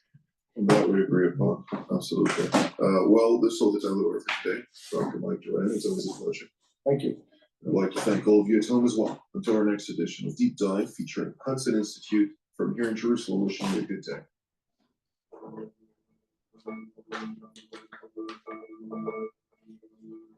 All right. Let's go to France 24 about the death of NATO. Go about it. So the UK is in a very difficult position when it comes to the US, because on the one hand, the US is threatening the UK with steel tariffs and other tariffs. The UK, which has gone alone, has very little negotiating power on any kind of foreign trade issues with the United States. So Keir Starmer does not want to irritate Donald Trump. And Keir Starmer also has said he would like to see himself as a bridge between the EU and the United States on these defense issues. So I think that he's doing everything he can to try and bring Donald Trump on board with the European view of what needs to be done regarding Ukraine without alienating the United States, because the United Kingdom really needs the United States right now. And to the extent that the UK said they would not even retaliate if tariffs are put on the UK. So Keir Starmer will try to continue to I think it's a very admirable thing to want to try and do. Whether he will be successful or not is a completely different question. He seems to think he can influence Donald Trump to see things through European eyes. Personally, I don't think he's going to be successful, but you know. So what else should he have done? Well, he could have been very firm. He could have called Donald Trump out and said, listen, what you're doing is espousing Putin's worldview. But I cannot imagine a British Prime Minister going that far at this point, absolutely, considering all the other issues that the United Kingdom is facing. I can't see that. Rio Terrace, if the US cuts a deal directly with Russia and goes the whole way here, would Estonia be threatened? Would Putin have designs for an attack on Estonia? Well, first of all, I don't see how it can happen without Ukraine and Europe. So there is no deal about Europe without Europe. And they can agree whatever they want. President Zelensky and armed forces will not agree with it and keep fighting. And I don't understand the talks about the peacekeeping troops in Ukraine. I think it's quite nonsense, because Ukraine is able to defend its borders. Its current. While you're speaking, by the way, I'm interrupting you for a second. I'm interrupting you because we just saw Mette Frederiksen, the Danish Prime Minister, exit the French presidential palace. She was representing the Nordic and Baltic states at this meeting. Do you regret the fact that the meeting wasn't extended to your country? Well, I'm sure that she was representing Nordic Baltic properly. I think the smaller format gives you a better possibility to come to good decisions. But again, no deal without Europe over Europe. And I'm sure that will happen. I think what we need for Ukraine in the future is the NATO membership. Nobody can tell the independent country whether he can join any of the alliances. It's up to the NATO member states to decide about it. And that is the only guarantee which can be given. But I've already, in May 22, together with General Breedlove and General Sheriff and other retired generals, called for control of airspace over Ukraine, and I'm still convinced that that is something which NATO countries, either in the framework of NATO or a coalition of willing, can do to save many lives which Russia is attacking civilians, children, mothers, etc. I think these are things which Europe's big countries and Europe together and NATO countries together can provide to Ukraine. But that is all possible only if there is a kind of a fair and just peace.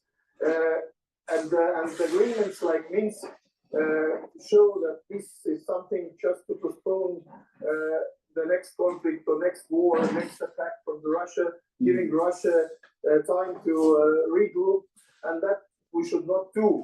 And I think we should very quickly start to use Russian drones and assets to support Ukraine. We should solve the money problem ourselves and be with Ukraine, because it's not what's happening in Ukraine is not about Ukraine. It's about the whole Europe and our values.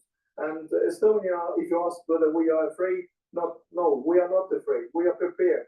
We are spending 4% of the GDP on defense. Of course, Estonian pensioners, old people, and children would like to have a better social guarantees, but the Estonian people have decided to pay more for defense because they understand what it is all about. And I hope that that countries who have not a direct border with Russia will understand that there's something like burden sharing is very important, and that NATO countries together will decide 3% or more allocated for defense very quickly and very soon, because otherwise we will not be able to deal with the threat situation. So the threat situations with or without the United States. But Yeah. I'm still convinced we will do it with the United States. with or without the United States, but you're convinced with. Clearly, is an agreement not to speak to reporters. We saw the president of the European Council, the European Commission make their exit there from the presidential palace live. And they're not usually camera shy. Jean-Paul Paloméros, you just heard Rio Terras talk about controlling Ukraine's airspace as a former head of the French Air Force. Can that be done without the United States? That we could certainly achieve something with the US, the UK, Royal Air Force, the French, and the German together, I would say, and some others as well. But that will make us belligerent. We must face the truth, and our countries have decided not to be involved as directly in the war, and I cannot see that changing, and certainly not on the short term. This is one point. The other point I would like to stress this is that already well before the discussions between Russia and the USA, Mr. Putin has won part of the battle because Mr. Trump has really stated very firmly that NATO was not an option for the future of Ukraine. And I feel this is very sorry. I'm very sorry about that. Obviously, the mandate of a US president is 4 years, but 4 years will be a long, long time for Ukraine. So Mr. Putin should be happy with that. I hope that Mr. Trump will not go further in giving more freedom of maneuver for Putin in Ukraine. Now, I asked Rio Terras whether Estonia was prepared in case of a Russian attack. What about France? Because there are more than 1,000 French troops in Romania. There are some 200 French troops right now in Estonia. If there was a confrontation, is France prepared for a direct confrontation? It seems unimaginable. It's never happened during the entirety of the Cold War, but is France prepared? Well, I would say if you look to the French military forces, I would. No, they're not prepared. Yes, we know that as far as the number is concerned, obviously, like any European countries, we have a problem against the high density, high intensity warfare and on the long term, but nevertheless, we have high-end capacity, high-end capability. Nevertheless, the question is more on the support of the people. And this is why I think we need a very clear and strong voice out of the politicians in France to make sure that the French people understand what is at stake, that freedom comes with a price, and that it is time really to take that very seriously, because in a few months, in a few years, it could be too late if we let that down. So yes, the answer is yes, but sitting here in Paris, Samantha Bender, General Paloméros saying public opinion right now doesn't see this as a direct security threat for the most part. No, I think very few public opinions. Are we overstating it?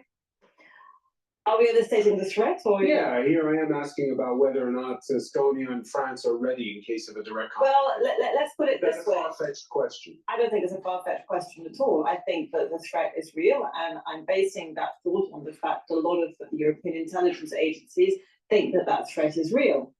So how could this threat play out? One idea that has actually been put forward by a colleague of mine at Chatham House called Keir Giles is that in order to deter France or another NATO member state from coming to the rescue of a country like Estonia, one could imagine a two-pronged attack. An attack on Estonia, for instance, and I apologize that we're using Estonia as the example, but it does seem to be one of the most likely candidates for an attack. And at the same time, a missile attack on a European city to put absolute fear into the minds of the electorate in Germany, in France, and somewhere else, to then dissuade public opinion from encouraging the idea of coming to the defense of a country like Estonia, which seems far away. What would happen then is that NATO would then cease to exist. We're talking about whether NATO is dead. NATO is not dead today. But if a NATO member is attacked, and for whatever reason, other members do not agree to invoke Article 5, which is the idea that an attack on one is an attack on all, or do not give an adequate response in an Article 5 situation, then we have the death of NATO. So would public opinion respond? It's up to the politicians to explain that France's defense, Germany's defense is part of NATO at the moment, and that without NATO, it will be a lot more expensive to keep that defense. People often think about their bottom lines, and this is what it will be about at the end of the day. NATO's not dead, you say, but it is in trouble. And for instance, just remind people, while Russia bombed a cover built to contain radiation at the Chernobyl nuclear power plant last week, J.D. Vance saw danger elsewhere, the U.S. Vice President at the Munich Security Conference. The threat that I worry the most about vis-a-vis Europe is not Russia, it's not China, it's not any other external actor.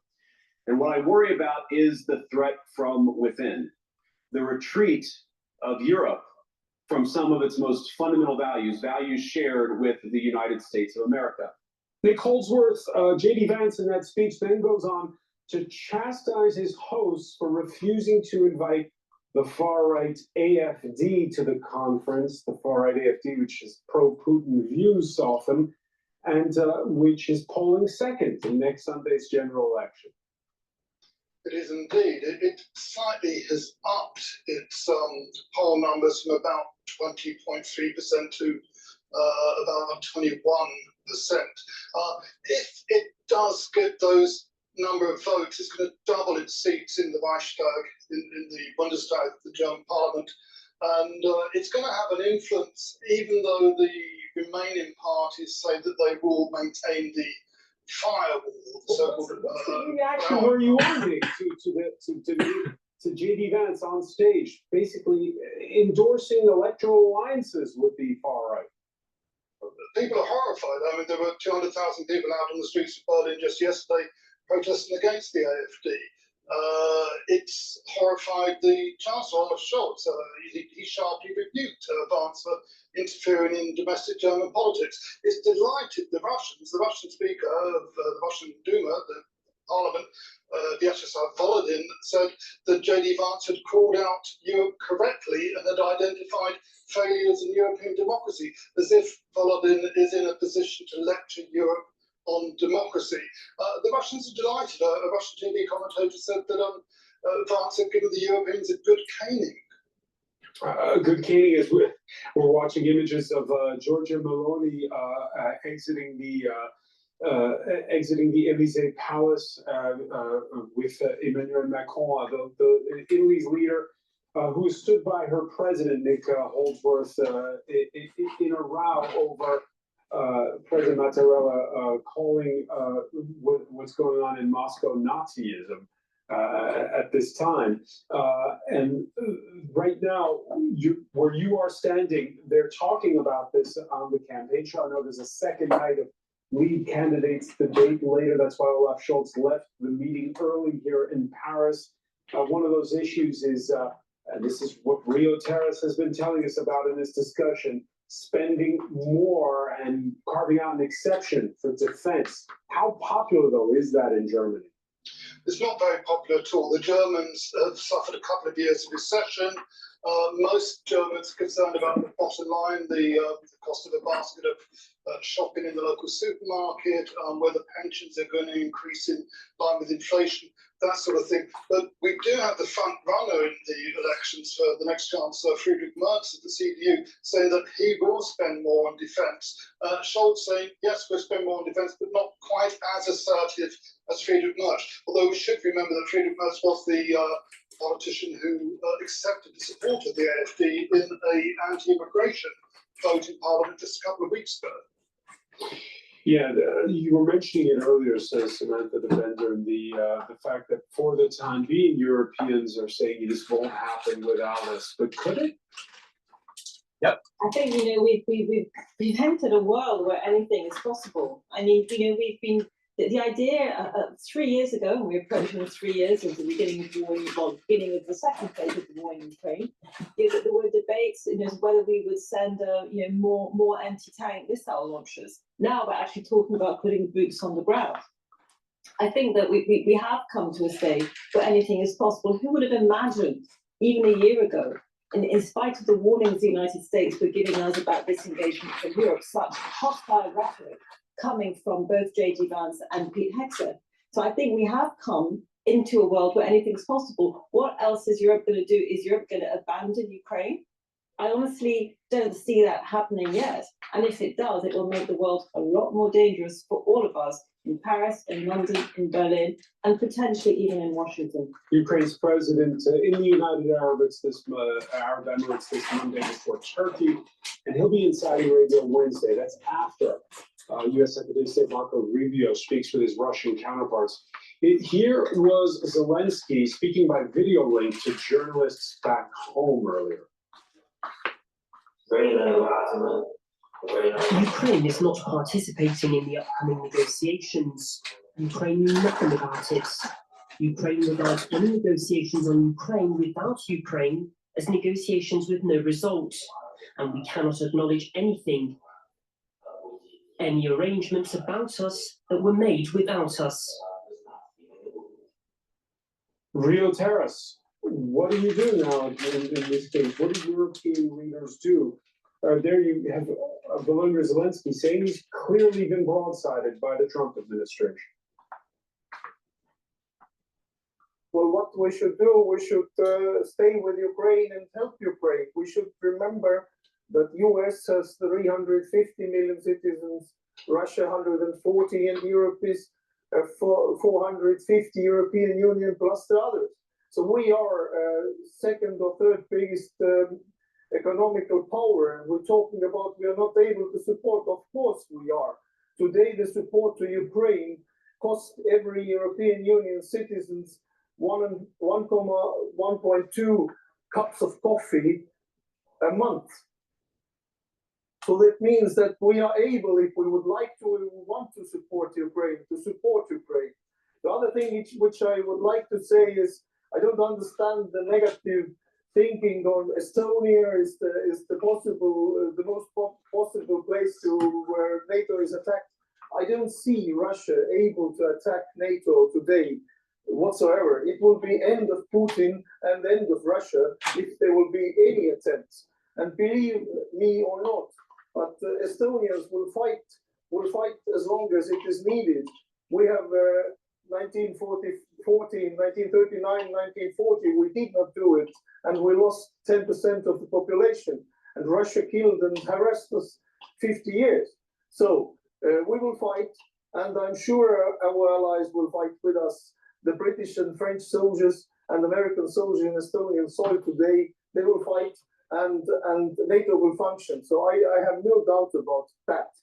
The other thing is how we can support Ukraine. And as I said, we have to stand together, all European countries together behind Ukraine, and increase significantly military and humanitarian support and economical support to Ukraine.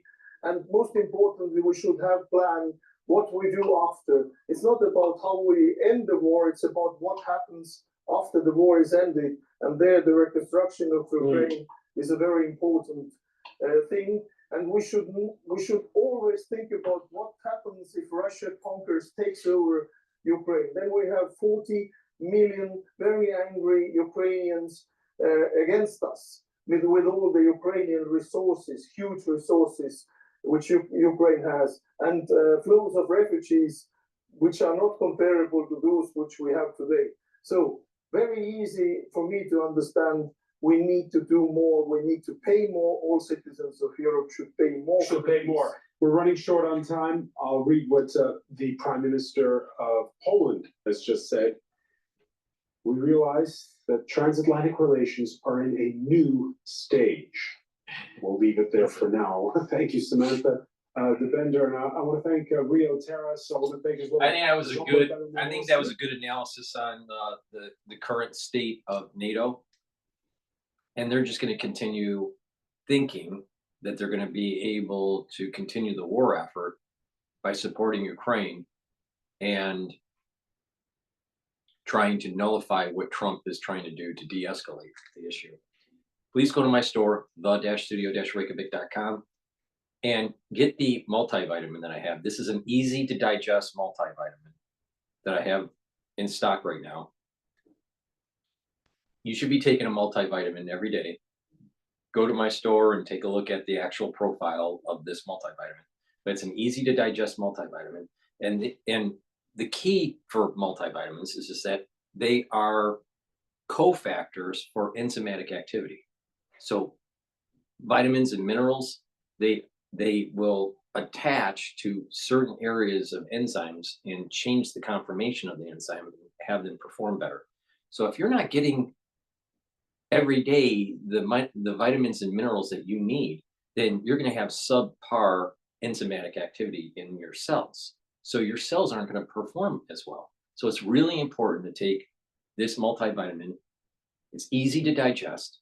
Please go to my store, the-studio-reykjavik.com, and use discount 5 on any order. Please go to my store, the-studio-reykjavik.com, get the multivitamin. And lastly, C60. I've been talking about C60, until the cows come home. Second pillar of a 4-pillar protocol, what I call the core.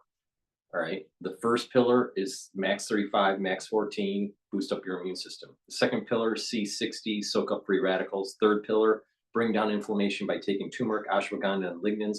And the fourth pillar is taking Boomer Boost to boost up your metabolism and increase your energy levels. Now, C60 is a very potent antioxidant. It is hundreds of times, if not 1,000 times stronger than vitamin C. Now, the reason why is that the C60 molecule looks like a soccer ball. It's called a fullerene or a buckyball.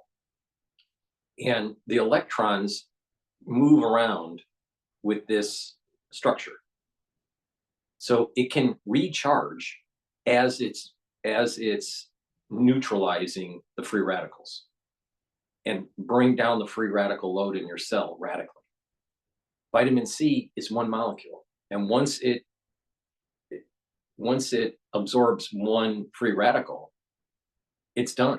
It doesn't recharge.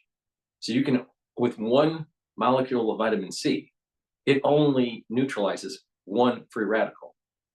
So this is the reason why you couldn't take enough C6, you couldn't take enough vitamin C at all. You couldn't take enough vitamin C in your life to be able to do the same, have the same effects as C60, because C60 is so potent. So take a teaspoon a day, and it's going to soak up those free radicals, bring down the stress in the cell, and the cell is going to perform better. The mitochondria in the cell is going to be healthier, and your ATP is going to go up.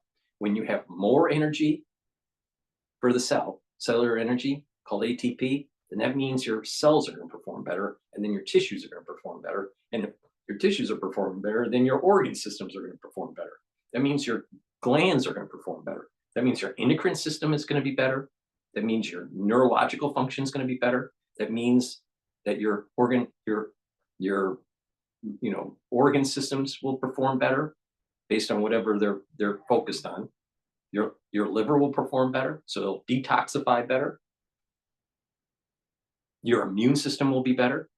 So please go to my store, the-studio-reykjavik.com, get the C60. Also, when you soak up those free radicals in your serum, in your blood, all right, by soaking up those free radicals, you're reducing LDL oxidation.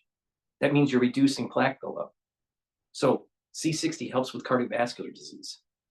It helps to prevent plaque formation by bringing down the oxidative load and reducing LDL oxidation.